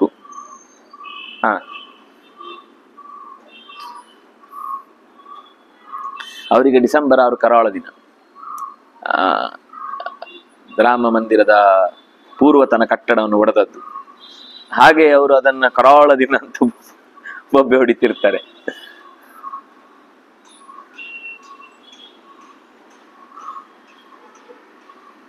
ಉಪಾಯಂ ಧರ್ಮಮೇವಾಹು ತ್ರಿವರ್ಗಸ್ಯ ವಿಷಾಂಪತೆ ಲಿಪ್ಸಮಾನೋ ಹಿತೇನಾಶು ಕಕ್ಷೇಗ್ನಿರಿವ ವರ್ಧತೆ. ಎಲ್ಲೋ ಮನೆಯಲ್ಲಿ ಒಂದು ಒಲೆ ಹಾಕ್ಬೇಕು ಅಂತ ತಕ್ಷಣ ಒಂದು ತಗೊಂಡೋಗ್ನು, ಯಾರಿಗೂ ಗೊತ್ತಾಗದ ಅಂತ ಒಂದು ಕೆಂಡ ತೆಗೆದು ಹಿಂಗ್ ಹಿಡ್ಕೊಂಡು ಹೋದ. ನಾನು ಹೇಳಿದ್ದಲ್ಲ, ಅಲ್ಲೇ ಎಷ್ಟು ಚೆನ್ನಾಗಿದೆ ನೋಡಿ. ಲಿಪ್ಸಮಾನೋ ಹಿತೇನಾಶೋ ಕಕ್ಷೇಗ್ನಿರಿವ ವರ್ಧತೆ. ಅವನು ಯಾರಿಗೆ ಗೊತ್ತಾಗಬಾರದು ಬೇಗ ಹೀಗೆ ಹಾಕೊಂಡೋದು. ಫಸ್ಟ್ ಅವನನ್ನೇ ಸುಟ್ಟಿದ್ದದು. ಯಾರ್ದೋ ಮನೆಗೆ ಬೆಂಕಿ ಹಾಕ್ಬೇಕು ಅಂತ ತಗೊಂಡೋದ. ತಗೊಂಡೋಗಿ ಅವನ ಕಕ್ಷವನ್ನೇ ಮೊದಲು ಸುಡ್ತು. ಆಮೇಲೆ ಒದ್ದಾಟ. ಈ ನಮ್ಮಲ್ಲದು ಗಾದೆ ಸೆರಗಲ್ ಬೆಂಕಿ ಕಟ್ಕೊಳ್ಳೋದು ಅಂತ, ಸೆರಗಲ್ ಕೆಂಡ ಕಟ್ಕೊಂಡು ಓಡಾಡ್ತಾನೆ ಅಂತ. ಅದು ಏನ್ ಮಾಡುತ್ತೆ, ಫಸ್ಟ್ ಸೆರಗನ್ನು ಸುಟ್ಟು ಹೋಗೇ ಹೋಗುತ್ತೆ, ಅನಿವಾರ್ಯ ಅದು. ನಾವು ಒಬ್ಬರಿಗೆ ತಪ್ಪು ಮಾಡೋರಿಗೆ ಆಶ್ರಯ ಕೊಟ್ಟೆವು ಅಂದ್ರೆ ಅದು ಸೆರಗಲ್ ಕೆಂಡ ಕಟ್ಕೊಂಡ ಹಾಗೇನೆ. ಅದು ಹೋಗುವ ತನಕ, ಅದನ್ನು ಹೊರಗೆ ಹಾಕುವ ತನಕ ನಮ್ಗೆ ರಕ್ಷೆ ಇಲ್ಲ. ಹಾಗೆ ನೀನು ಧರ್ಮದಿಂದ ಹೊರತುಪಡಿಸಿದ ಕ್ರಿಯೆಯಲ್ಲಿ ಏನೇ ತೊಡಗಿದ್ರು ಅದು ಕೆಂಡವನ್ನು ಹೊತ್ತ ಹಾಗೆ. ಉಪಾಯ ಅಂತ ಯಾವುದಿದೆ ಅದೇ ಧರ್ಮ. ಸರಿಯಾಗಿ ಯಾವ ಕಾಲಕ್ಕೆ ಏನ್ ಮಾಡ್ಬೇಕು ಅಂತ ಜಾಣತನದಿಂದ ವರ್ತಿಸುವುದುಂಟಲ್ವಾ, ಅದೇ ಧರ್ಮ. ಆ ಧರ್ಮದ ಚೌಕಟ್ಟು ಬೇಕು ಅಂತ ನಾನು ಹೇಳಿದ್ದು. ಸತ್ವಂ ತಾತಾನುಪಾಯೇನ ಲಿಪ್ಸ್ಯಸೆ ಭರತರ್ಷಭ ಆಧಿರಾಜ್ಯಂ ಮಹಾದೀಪ್ತಂ ಪ್ರಥಿತಂ ಸರ್ವರಾಜಸು. ತಾತ ಅಂದ್ರೆ ಮಗು, ಅಪ್ಪ. ಅನುಪಾಯೇನ ಲಿಪ್ಸಸೆ, ಈಗ ನೀನು ಮಾಡ್ತಾ ಇರುವ ಕೆಲಸ ಇದೆಯಲ್ವಾ, ಇದು ನಿಂಗೆ ಪೂರ್ವ ಯೋಜನೆನೇ ಇಲ್ಲ. ಎಲ್ಲ ನನಗೆ ಸಿಗಬೇಕು ಅನ್ನೋದು ಮಾತ್ರ ಅರ್ಥದ ಬಯಕೆ ಇದೆ, ಅರ್ಥದ ಕಾಮನೆ ಇದೆ, ಕಾಮಾರ್ಥಗಳು ಎರಡೂ ಇದೆ. ಆದ್ರೆ ಇದು ಧರ್ಮದ ಅಡಿಪಾಯದ ಮೇಲೆ ನಿಂತಿಲ್ಲ. ಇದರ ದೂರದೃಷ್ಟಿ ಪಾಂಡವರನ್ನು ಹೊರಗಿಡಬೇಕು ಅನ್ನೋದು. ಅದು ಬಿಟ್ರೆ ಪ್ರಜೆಗಳಿಗೆ ಒಳ್ಳೇದಾಗುತ್ತಾ ನಾನು ಈ ರೀತಿ ಮಾಡಿದ್ರೆ, ಜನಗಳ ಮನಸ್ಸಲ್ಲಿ ನಿಜವಾಗಿ ಪಾಂಡವರ ಬಗ್ಗೆ ಏನ್ ಆಸಕ್ತಿ ಇದೆ, 13 ವರ್ಷ ಕಳೆದ ಮೇಲೆ ಮತ್ತೆ ಬರ್ತಾರೆ ಅಂತ ಅನ್ನುವ ನಿರೀಕ್ಷೆಗೆ ನನ್ನ ಹತ್ರ ಏನು ಉತ್ತರ ಇದೆ, ಇದ್ಯಾವುದು ನಿನ್ನ ತಲೆಯಲ್ಲಿ ಇಲ್ಲ, ಪೂರ್ವೋಪಾಯ ಇಲ್ಲ ನಿನ್ನ ಹತ್ರ. ಆದ್ರಿಂದಾಗಿ ಅಧಿರಾಜ್ಯಂ, ನಾನೇ ಆಧಿಪತ್ಯವನ್ನು ನಡೆಸ್ತೇನೆ, ಎಲ್ಲರಾದರನ್ನು ಮೀರಿ ನಿಲ್ತೇನೆ ಅಂತ ನೀನು ಹೇಳ್ತಾ ಇದ್ದಿ. ಆತ್ಮಾನಂ ತಕ್ಷತಿ ಶೇಷಃ ವನಂ ಪರಶುನಾ ಯಥಾ ಸಸಮ್ಯಗ್ ವರ್ತಮಾನೇಶು ಮಿಥ್ಯಾರಾಜನ್ ಪ್ರವರ್ತತೆ. ಯಾರೋ ಒಂದು ಮರದ ಹತ್ತಿದ್ದಾನೆ, ಅವನಿಗೆ ಕೊಂಬೆ ಬೇಕಾಗಿತ್ತು. ಕೊಂಬೆ ಮೇಲೆ ಕೂತಿದ್ದ. ಅವನು ಯಾವ ಕೊಂಬೆ ಮೇಲೆ ಕೂತಿದ್ದಾನೋ ಅದನ್ನೇ ಕಡಿತಾ ಇದ್ದಾನೆ. ಹಾಗಿದೆ ನಿನ್ನ ಸ್ಥಿತಿ. ನೀನು ಅವರ ವಿರುದ್ಧ ಹೋರಾಡುವುದು ಅಂದ್ರೆ ನಿನ್ನದೇ ಕೊಂಬೆಯನ್ನ ಕತ್ತರಿಸಿ ಮರದಿಂದ ಬೇರೆ ಆಗ್ತಾ ಇದ್ದಿ. ಮರ ಸಾಯಲ್ಲ, ನೀನ್ ಕೆಳಗ್ ಬಿದ್ದು ಕೈಕಾಲು ಮುರ್ಕೊಳ್ತಿ. ಎಷ್ಟು ಚಂದ ಉದಾಹರಣೆ. ಇದಕ್ಕಿಂತ ಚಂದ ಇನ್ನೊಂದು ಉದಾಹರಣೆ ಕೊಡ್ಲಿಕ್ಕೆ ಸಾಧ್ಯ ಇಲ್ಲ. ಆ ಮರ ನಿಂದೆ ಮರ, ಅದು ನಿನಗೆ ಸಂಬಂಧಪಟ್ಟ ಮರ, ನಿನಗೆ ಆಶ್ರಯ ಕೊಟ್ಟದ್ದು ಅದೇ ಮರ. ಆ ಮರ ನೀನ್ ಯಾವ ಕೊಂಬೆಯನ್ನು ಕತ್ತರಿಸ್ತಾ ಇದ್ದಿ, ಆ ಕೊಂಬೆ ಕೂಡ ಅದೇ ಮರದ್ದು. ನೀನ್ ಅದರ ವಿರುದ್ಧ ನಿಲ್ತೇನೆ ಅಂತ ಹೇಳಿ ಕೊಂಬೆ ಕತ್ತರಿಸಿದ್ರೆ ಬೀಳುದು ನೀನೇ. ಅದರಿಂದಾಗ ಅದನ್ನ ಎಚ್ಚರದಲ್ಲಿ ಇಟ್ಕೊಂಡು ಮಾಡು. ಆತ್ಮಾನಂ ತಕ್ಷತಿ ಶೇಷಃ ವನಂ ಪರಶುನಾ ಯಥಾ ಯಸ್ ಸಮ್ಯಗ್ ವರ್ತಮಾನೇಶು ಮಿಥ್ಯಾರಾಜನ್ ಪ್ರವರ್ತತೆ ನ ತಸ್ಯ ಹಿ ಮತಿಂ ಚಿಂದ್ಯಾತ್ ಯಸ್ಯ ನೋಚ್ಛೇತ್ ಪರಾಭವಂ. ಯಾರು ಸರಿಯಾಗಿ ಬುದ್ಧಿ ಇಟ್ಟು ಈ ಕೆಲಸವನ್ನ ಮಾಡ್ತಾನೋ ಅವನು ಪರಾಭವವನ್ನು ಹೊಂದುವುದಿಲ್ಲ. ಆದ್ರೆ ಯಾರು ಸರಿಯಾಗಿ ವಿವೇಕಿಗೆ ಸ್ಥಳದಲ್ಲಿ ನಿಂತು ಯೋಚಿಸುವುದಿಲ್ವೋ ಅವನು ಪರಾಭವನ್ನೇ ಹೊಂದುತ್ತಾನೆ. ಅವನು ವಸ್ತುತಃ ಸೋಲನ್ನು ಯಾರು ಬಯಸ್ತಾರೆ ಹೇಳಿ? ಯಾರು ಬಯಸಲ್ಲ. ಅವನೇನ್ ಬೀಳ್ಬೇಕು ಅಂತ ಯೋಚನೆ ಮಾಡಿ ಹೊಡಿದ. ಈ ಕೊಂಬೆ ಕಡಿತಾನಲ್ಲ, ಅವನಿಗೆ ತಲೆಯಲ್ಲಿ ಇರುವುದಿಲ್ಲ ನಾನು ಬೀಳ್ತೇನೆ ಅಂತ. ಅವನಿಗೇನು ಅಂದ್ರೆ ನಾನ್ ನಿಂತ ಭಾರದಿಂದ ಬೇಗ ಅದು ಕುಸ್ತು ಕೆಳಗೆ ಬೀಳುತ್ತೆ ಅಂತ, ಅದ್ರ ಜೊತೆಗೆ ನಾನ್ ಬೀಳುತ್ತೇನೆ ಅನ್ನೋ ಬುದ್ಧಿ ಅವನಿಗೆ ಇಲ್ಲ. ಆಗ ಸಿಕ್ಬಿಡುತ್ತೆ ಅಂತ. ಅದ್ರ ಕೊಂಬೆಯಲ್ಲಿ ತುಂಬಾ ಹಣ್ಣಿದೆ, ಅದು ಅವನಿಗೆ ಕಡಿಯುವ ಮಹಾ ಉದ್ದೇಶ. ಹಣ್ಣು ಕಿತ್ಕೊಂಡು ನಿಧಾನದಂತ ತಿನ್ಬೋದಾ? ಆಹಾ, ಒಂದೇ ಸರ್ತಿ ಕಡಿದ್ರೆ ಹಾಗೆ ಮಾಡ್ತಾರೆ. ಈ ಹಬ್ಬಗಳು ಬಂತು ಅಂದ್ರೆ ಪಾಪ ಮಾವಿನ ಮರದ ತುದಿ ಕಟ್ ಮಾಡುದಿಲ್ಲ, ಇಡೀ ಗೆಲ್ಲೆ ಕಟ್ ಮಾಡಿ ತಗೊಂಡೋಗ್ತಾರೆ. ಅವ್ರಿಗೆ ಏನಂದ್ರೆ ಆ 100 ಜನಕ್ಕೆ ವ್ಯಾಪಾರ ಆಗ್ಬೇಕಲ್ಲ, ಆ ಮರ ಏನ್ ಅನ್ಕೊಳ್ಬೇಕು, ಇನ್ ಮುಂದೆ ಹಬ್ಬ ಬರಬಾರ್ದು ಅಂತ ಪ್ರಾರ್ಥನೆ ಮಾಡ್ಬೇಕಾ, ತಪಸ್ ಮಾಡ್ಬೇಕಾ, ಬಂದ್ರೆ ನನ್ನ ಕೈಕಾಲು ಕತ್ತರಿಸ್ತಾರೆ ಅಂತ ಆ ಆಸೆ. ಗೆಲ್ ಕಟ್ ಮಾಡಿದ್ರೆ ಒಂದೇ ಸಲ ಕಷ್ಟು ತಗೊಂಡೋಗ್ಬೋದಲ್ವಾ. ಇದಾದ್ರೆ ತುಂಡು ತುಂಡು ತುಂಡು ತುಂಡು ಹದವಾಗಿ ಕೇಳಿ ಕೇಳಿ ಕೊಯ್ದು ತೆಗಿಬೇಕು. ಅವ್ರು ಅನ್ಕೋತಾರೆ ಎಷ್ಟೊತ್ತಿಂದ ತೆಗಿತಾ ಇದ್ದಾರೆ ಅಂತ ಯಜಮಾನನು ಅನ್ಕೋತಾನೆ. ಅದಕ್ಕೋಸ್ಕರ ಒಂದೇ ಸರ್ತಿ ಕಟ್ ಮಾಡಿಬಿಟ್ರೆ ಸುಲಭದಲ್ಲಿ ಹೀಗೆ ಹೇಳ್ಕೊಂಡು ಹೋದ್ರೆ ಆಯ್ತು ಅಂತ ಅವ್ರಿಗೊಂದು 4 ಕೊಟ್ಟು ಬಿಟ್ರೆ ಅವ್ರು ಅಷ್ಟರಲ್ಲಿ ತೃಪ್ತರು. ಅವ್ರಿಗೆ ತರಗೆಲ್ಲ ಬಿದ್ದೆಲ್ಲ ನೆಲ ಎಲ್ಲ ಕೊಳೆ ಆಗುತ್ತೆ, ಅದಕ್ಕಿಂತ ಅದು ಕತ್ತರಿಸಿ ಹೋದ್ರೆ ಸಾಕು ಅಂತ ಯಜಮಾನ. ಒಟ್ಟಂತೂ ಆಗುವ ಸಮಸ್ಯೆ ಯಾರಿಗೆ? ಮರಕ್ಕೆ ಮಾತ್ರ. ಆ ರೀತಿ ನೀನು ನಿನ್ನ ಮೂಲ ಮರಕ್ಕೆನೆ ಕಟ್ಟಿಗೆಯನ್ನ ಭರದಲ್ಲಿ ಕೊಯ್ಯುವ ನೆಪದಲ್ಲಿ, ಕಡಿಯುವ ನೆಪದಲ್ಲಿ ನಿನ್ನ ಬುಡಕ್ಕೆ ನೀನು ಕೊಡಲಿ ಹಾಕ್ತಾ ಇದ್ದಿ. ಇದೇ ಮಾತು. ಬುಡಕ್ಕೆ ಅಂದ್ರೆ ಏನದು? ತನ್ನ ಬುಡಕ್ಕೆ ಕೊಡಲಿ ಏಟು ಅಂತ ಏನೋ ಒಂದು ಗಾದೆ ಇದೆಯಲ್ಲ, ತನ್ನ ಬುಡಕ್ಕೆನೆ ಕೊಡಲಿ ಏಟು ಹಾಕೊಂಡ ಅಂತ. ಆತ್ಮವನ್ನಾವಮನ್ಯೇತ ತ್ರಿಷು ಲೋಕೇಶು ಭಾರತ ಅಪ್ಯನ್ಯಂ ಪ್ರಾಕೃತಂ ಕಿಂಚಿತ್ ಕಿಮುತಾನ್ ಪಾಂಡವರ್ಷಭಾನ್. ಒಬ್ಬ ಮನುಷ್ಯ ತನ್ನನ್ನು ತಾನೇ ಅವಮಾನ ಮಾಡಿಕೊಳ್ಬಾರ್ದು ಅಂತಿದೆ ಕಾರಣ ಇಲ್ಲದೆ. ಇನ್ನು ಪರರು ಮತ್ತು ಶ್ರೇಷ್ಠರೂ ಆಗಿರುವಂತಹ ಪಾಂಡವರನ್ನು ಹೇಗೆ ಅವಮಾನ ಮಾಡುವುದು?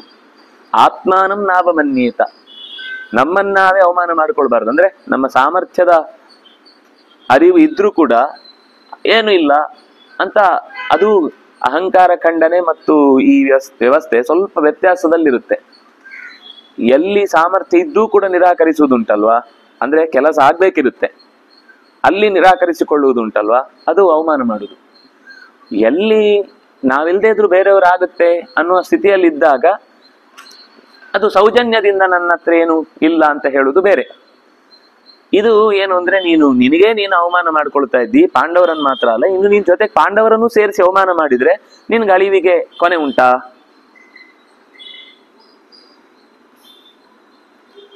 ಅಮರ್ಷವಶಮಾಪನ್ನ ನ ಕಿಂಚಿತ್ ಬುದ್ಧತೆ ಜನಃ. ಕೋಪಕ್ಕೆ ಬಂದಾಗ ನಾವು ಯಾವ ಗೆಲ್ ಕಡಿತಾ ಇದ್ದೇವೆ ಗೊತ್ತಿರುವುದಿಲ್ಲ, ಸಿಟ್ಟು ಬಂದಿರುತ್ತೆ ಅಷ್ಟೇ. ಅವನಿಗೆ ಆ ಮರದಿಂದ ಏನೋ ತೊಂದರೆ ಆಗಿದೆ, ಅದು ಆ ಲೈನಿನ ಮೇಲೆ ಬಂದಿದೆ ಅಂತ ಸಿಟ್ಟು. 2-3 ಸರ್ತಿ ಕರೆಂಟ್ ಹೋಗಿ ಅವನು ಕ್ರಿಕೆಟ್ ನೋಡುದು ನಿಂತು ಹೋಯ್ತು, ಸಿಟ್ಟು ಬಂತು ಅವನಿಗೆ. ಹತ್ತದ ಅದೇ ಗೆಲ್ಲಿನ ಮೇಲೆ ಕೂತ್ಕೊಂಡು ಹೊಡೆದ, ಬಿದ್ದ ಕರೆಂಟ್ ಸಮೇತ. ಆಮೇಲೆ ಇದು ತೋರಿಸ್ಬೇಕಾದ್ರೆ ನ್ಯೂಸ್ ತೋರಿಸೋಗ ಅವಂದೇ ಫಸ್ಟ್ ನ್ಯೂಸ್. ಛಿದ್ಯತೆ ಹ್ಯಾತತಂ ಸರ್ವಂ ಪ್ರಮಾಣಂ ಪಶ್ಯ ಭಾರತ ಶ್ರೇಯಸ್ತೆ ದುರ್ಜನಾತ್ತಾತ ಪಾಂಡವೈ ಸಹ ಸಂಗತಂ. ಒಂದು ವಿಷಯ ಭಾರತ, ನೀನು ಹತ್ತಿರದವರನ್ನ ಕತ್ತರಿಸಿ ದೂರಕ್ಕೆ ಎಸೆದ್ರೆ ನಿನ್ನನ್ನು ಯಾರೂ ಕೂಡ ಮತ್ತೆ ವಾಪಸ್ ತಂದದಕ್ಕೆ ಜೋಡಿಸೋರು ಯಾರಿಲ್ಲ. ಅದೂ ಕೂಡ ನೀನು ದುರ್ಜನರಿಂದ ನಿನಗೆ ಶ್ರೇಯಸ್ಸಾಗತ್ತೆ ಅಂತ ಏನು ಭಾವಿಸಿದ್ದಿ, ಅದು ಖಂಡಿತ ಆಗುದಿಲ್ಲ. ಪಾಂಡವರನ್ನೇ ನೀನು ಸೇರಿದ್ರೆ ನಿಜವಾಗಿ ನಿನಗೆ ಶ್ರೇಯಸ್ಸೇ ಆಗುತ್ತೆ. ತರ್ಹಿ ಸಂಪ್ರೀಯಮಾಣಸ್ತ್ವಂ ಸರ್ವಾನ್ ಕಾಮಾನ್ ಅವಾಪ್ಸಿಸಿ ಪಾಂಡವೈರ್ ನಿರ್ಮಿತಾಂ ಭೂಮಿಂ ಭುಂಜಾನೋ ರಾಜಸತ್ತಮ. ನೀನು ರಾಜಸತ್ತಮನಾಗಬೇಕು ಅಂತಿದ್ರೆ, ರಾಜರಲ್ಲಿ ಹಿರಿಯ ಅಂತ ಅರ್ಥ, ರಾಜರಲ್ಲಿ ಒಂದು ಸ್ಥಾನ, ಉತ್ತಮ ಸ್ಥಾನವನ್ನ ಹೊಂದಬೇಕು ಅಂತಿದ್ರೆ, ತ್ವಂ ಸರ್ವಕಾಮಾನ್ ಅವಾಪ್ಸಿಸಿ ಸಂಪ್ರೀಯಮಾಣ, ಪಾಂಡವರನ್ನ ಮೆಚ್ಚಿಸಿದ್ರೆ ಅಥವಾ ಪಾಂಡವರ ಜೊತೆಗೆ ಕೈ ಜೋಡಿಸಿದ್ರೆ ನೀನು ಎಲ್ಲಾ ರೀತಿಯಿಂದಲೂ ಕೂಡ ಶ್ರೇಯಸ್ಸನ್ನ ಅನುಭವಿಸ್ತಿ. ನಿನಗೆ ನಿಜವಾಗ್ಲೂ ಸುಖ ಬೇಕಾ? ಪಾಂಡವೈ ನಿರ್ಮಿತಾಂ ಭೂಮಿ. ಪಾಂಡವರು ಎಷ್ಟು ಡೈರೆಕ್ಟ್ ಆಗಿ ಹೇಳ್ತಾನೆ, ಇದೆಲ್ಲ ಪಾಂಡವರಿಂದ ನಿರ್ಮಿತವಾದ ಭೂಮಿ, ನೀನೇನು ಮಾಡಿಲ್ಲ ಇಲ್ಲಿ. ಇಷ್ಟೂ ಸಂಪತ್ತು ಗೆದ್ದು ತಂದದ್ದು ಮೊದಲು 14-15 ವರ್ಷದವರಾಗಿರೋ ಯೌವರಾಜ್ಯ ಪದವಿಯನ್ನ ಏರಿದಾಗಲೂ ಎಲ್ಲಾ ದಿಕ್ಕುಗಳಿಂದ ಸಂಪತ್ತನ್ನ ತಂದುಕೊಟ್ಟವರು ಇದೇ ಭೀಮಾರ್ಜುನರು. ಮತ್ತೆ ಯಾವುದು ಲಾಕ್ಷಾಗ್ರಹದ ಪಾಲಾದ್ರು, ಕಳೆದು ಹೋದ್ರು, ಮತ್ತೆ ವಾಪಸ್ ಬಂದ್ರು. ವಾಪಸ್ ಬಂದಾಗ ಮತ್ತೆ ಸಂಪತ್ತನ್ನ ಗೆದ್ದು ಇಡೀ ಜಗತ್ತಿನ ಎಲ್ಲಾ ಭಾಗಗಳಿಂದ ಸಂಪತ್ತನ್ನ ಗೆದ್ದು ಇಂದ್ರಪ್ರಸ್ಥದಲ್ಲಿ ಕೂಡಿಸಿದವರು ಅವರೇ. ಧೃತರಾಷ್ಟ್ರನಿಗೂ ಕೂತದ್ದೊಂದು ಬಿಟ್ರೆ ಸಿಂಹಾಸನದಲ್ಲಿ ಬೇರೆ ಯಾವ ರೀತಿಯಿಂದಲೂ ಅವನಿಗೆ ಮುಂದೆ ಅಧಿಕಾರ ನಡೆಸ್ಕೊಂಡು ಹೋಗ್ಲಿಕ್ಕೆ ಬೇಕಿರುವ ಅರ್ಹತೆ ಕಾಣಲ್ಲ. ಆದ್ರೆ ಜ್ಞಾನ ಇತ್ತು, ಬಲಿಷ್ಠ, ಯುದ್ಧದಲ್ಲಿ ಒಳ್ಳೆಯ ಚಾಕಚಕ್ಯತೆ ಇತ್ತು, ಯುದ್ಧ ಗೊತ್ತಿತ್ತು ಅವನಿಗೆ, ಯುದ್ಧ ಕಲ್ತಿದ್. ಅದು ಪೂರ್ವದಲ್ಲಿ ಒಂದ್ ಕಡೆ ಮಾತು ಬರುತ್ತೆ, ಅವನು ಕುರುಡಾಗಿದ್ರು ಕೂಡ ಅವನಿಗೆ ಶಬ್ದವೇದಿ ತುಂಬಾ ಚೆನ್ನಾಗಿ ಗೊತ್ತಿತ್ತು ಅಂತ. ದಡ್ಡ ಅಲ್ಲ, ಆದ್ರೆ ಲೋಕದ ಸಾಮಾನ್ಯ ನಿಯಮದಂತೆ ಕುರುಡರಾದವರು ಯಾವತ್ತೂ ರಾಜ್ಯಭಾರ ನಡೆಸಲಿಕ್ಕೆ ಅರ್ಹರಲ್ಲ. ಆದ್ರೆ ಕೇವಲ ಪಾಂಡುವಿನ ಒಂದು ನನಗೆ ರಾಜ್ಯ ಬೇಡ ಅನ್ನೋ ವೈರಾಗ್ಯದ ಕಾರಣದಿಂದ ಧೃತರಾಷ್ಟ್ರನಿಗೆ ರಾಜ್ಯ ಸಿಕ್ಕಿದ್ದು ಬಿಟ್ರೆ ಅಧಿಕಾರವಶಾತ್ ಅವನಿಗೆ ರಾಜ್ಯ ಬಂದದ್ದೇ ಅಲ್ಲ. ಆದ್ರಿಂದ ಅದು ಮತ್ತೆ ವಾಪಸ್ಸು ಪಾಂಡುವಿನ ಮಕ್ಕಳಿಗೆ ಹೋಗ್ಬೇಕಿತ್ತು. ಇಷ್ಟು ದಿವಸ ಇದ್ರಲ್ವಾ ಅಂತ ಪಾಂಡವರು ಏನ್ ಮಾಡಿದ್ರು ಅಂದ್ರೆ ಅರ್ಧ ಕೊಡಿ ಅಂತ ಕೇಳ್ತಾ ಇದ್ದಾರೆ. ಯಾಕಂದ್ರೆ ಸ್ವಲ್ಪ ಭಾಗ ಮೊದಲೇ ಅಲ್ಲಿ ಹಸ್ತಿನಾವತಿಯಲ್ಲಿ ಧೃತರಾಷ್ಟ್ರ ಇದ್ದ, ಭೀಷ್ಮಾಚಾರ್ಯರೆಲ್ಲ ಇದ್ದದ್ರಿಂದ ಅದನ್ನ ತಾವು ತಗೊಳ್ಳಿಲ್ಲ. ಅದು ದುರ್ಯೋಧನ ಯುವರಾಜನಾಗಿರುವಂಥದ್ದು.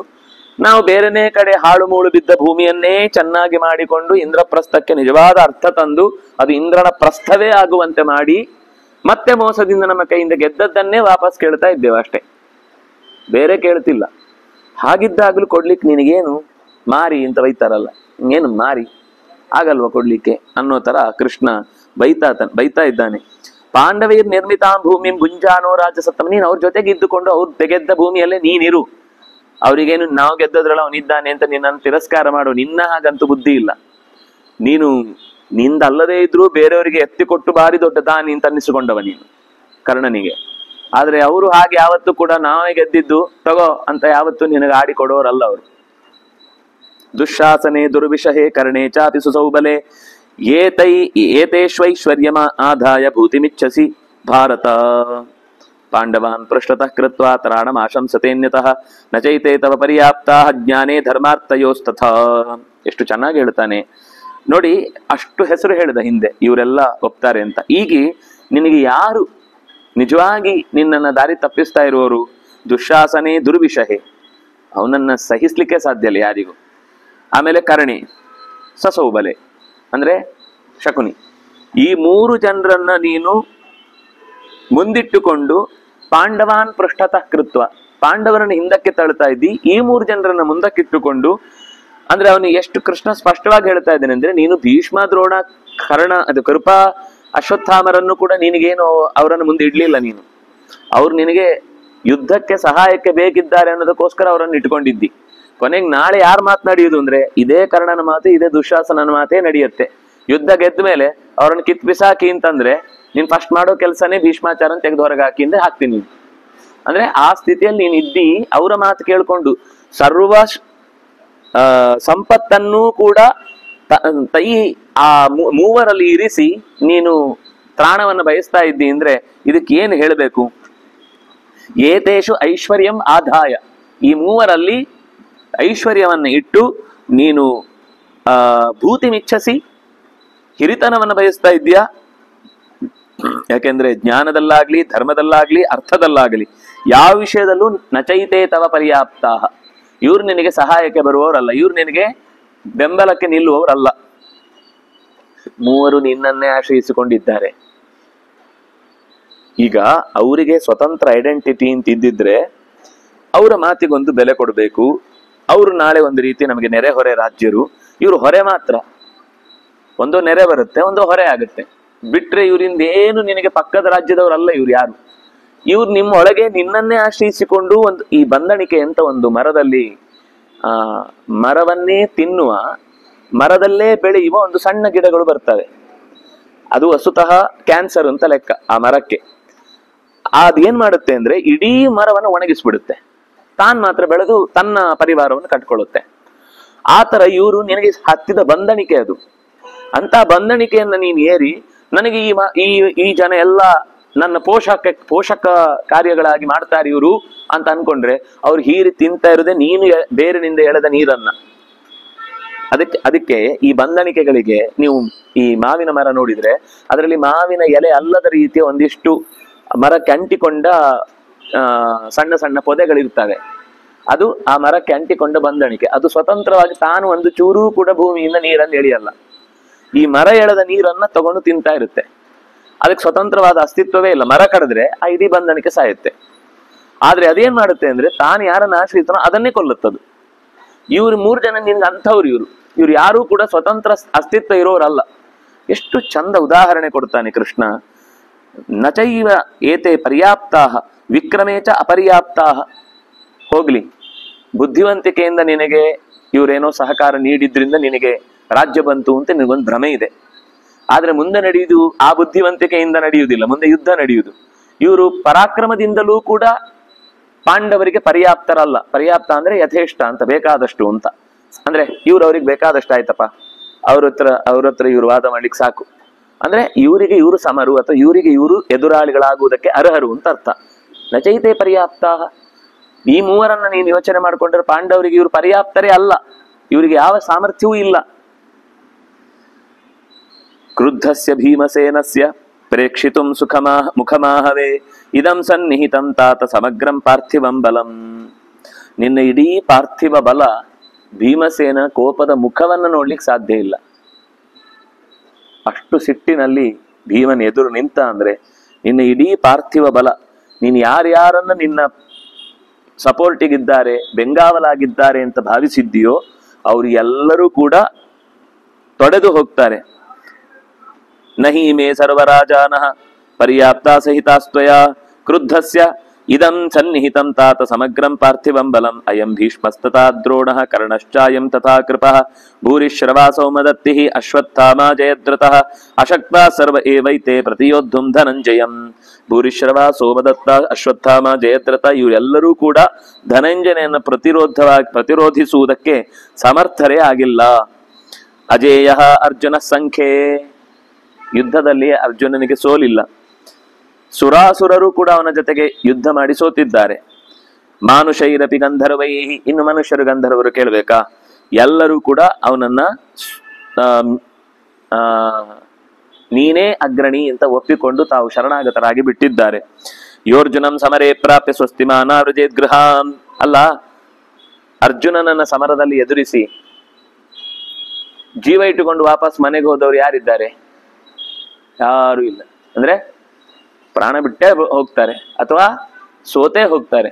ತಲೆ ಎತ್ತಿ ಹೋಗ್ಲಿಕ್ಕಂತೂ ಮನೆಗೆ ಯಾರಿಗೂ ಇಲ್ಲಿ ತನಕ ಆಗಿಲ್ಲ.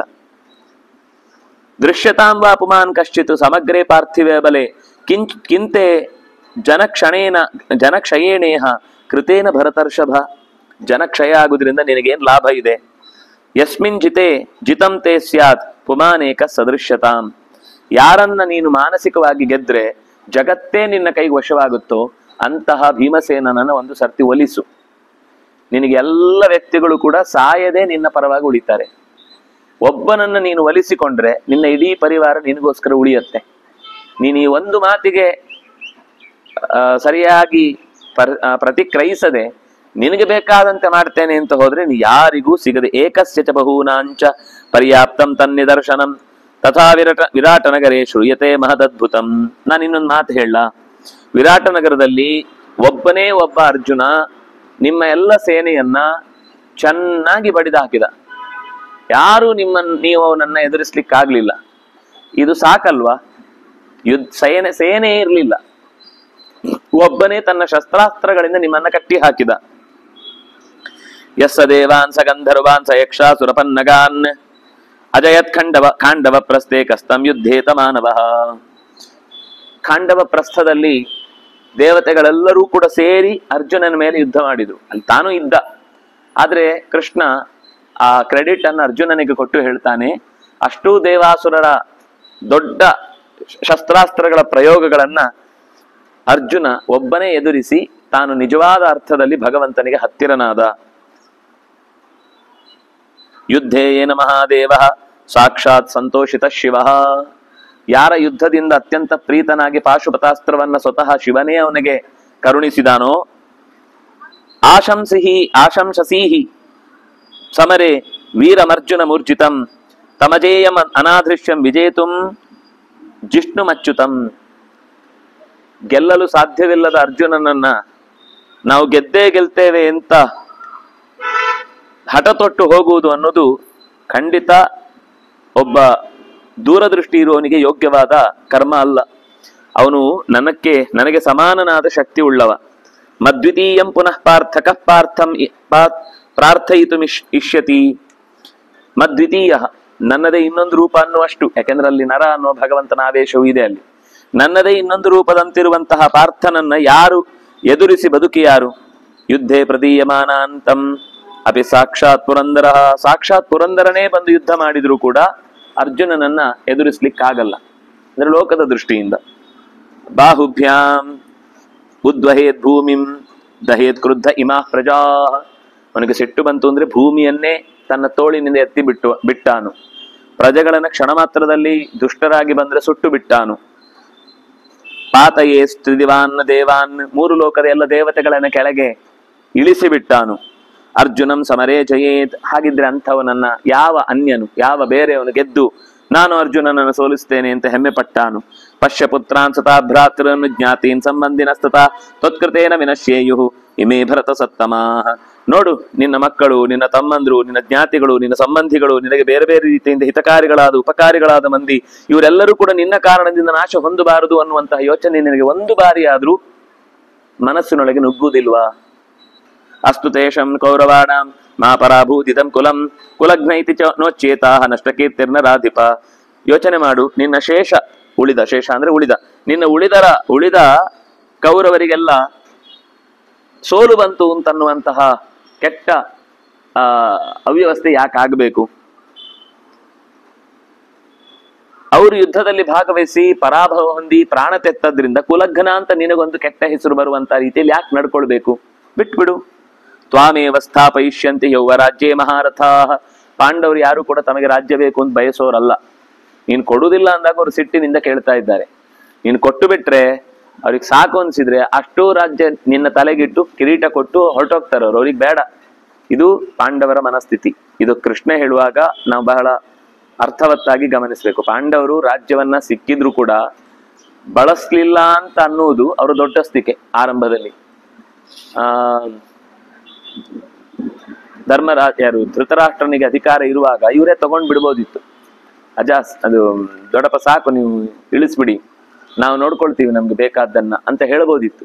ಹೇಳಲಿಲ್ಲ. ನೀವು ಮಾಡಿ, ನಾವು ನಿಮ್ಮ, ಯಾಕಂದ್ರೆ ಕುರುಡನಾದವನಿಗೆ ಅಧಿಕಾರವೇ ಇಲ್ಲ ಅಂತ ಶಾಸ್ತ್ರದ ಕಾನೂನಿನ ಮಾತಿತ್ತು.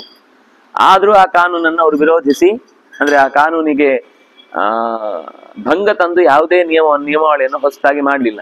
ಕೆಲವೊಂದು ಸರ್ತಿ ಹೊಸ ಸರ್ಕಾರ ಬಂದ್ರೆ ಹಳೆ ಸರ್ಕಾರದ ನಿಯಮ ತೆಗ್ದು ಹಾಕ್ಬಿಡುದು, ನಮ್ಗೆ ಇಷ್ಟ ಇಲ್ಲ ಅಂತ. ಆತರ ಇಲ್ಲಿ ಯಾವುದು ಮಾಡ್ಲಿಕ್ಕೆ ಅವಕಾಶ ಇದ್ರು ಮಾಡ್ಲಿಲ್ಲ ಅವರು. ಮತ್ತೆ 30 ವರ್ಷ ಆಳಿದ್ರು, 24 ವರ್ಷ ಆಳಿದ್ರಲ್ಲ ಇಂದ್ರಪ್ರಸ್ಥದಲ್ಲಿ. ಅವ್ರು ಯಾವತ್ತೂ ಹಿಂದಿನ ನಿಯಮಗಳನ್ನೆಲ್ಲ, ಕಡ್ಡಾಯವಾದಗಳನ್ನೆಲ್ಲ ಪಕ್ಕಕ್ಕೆ ತರಿಸ್ಲಿಲ್ಲ.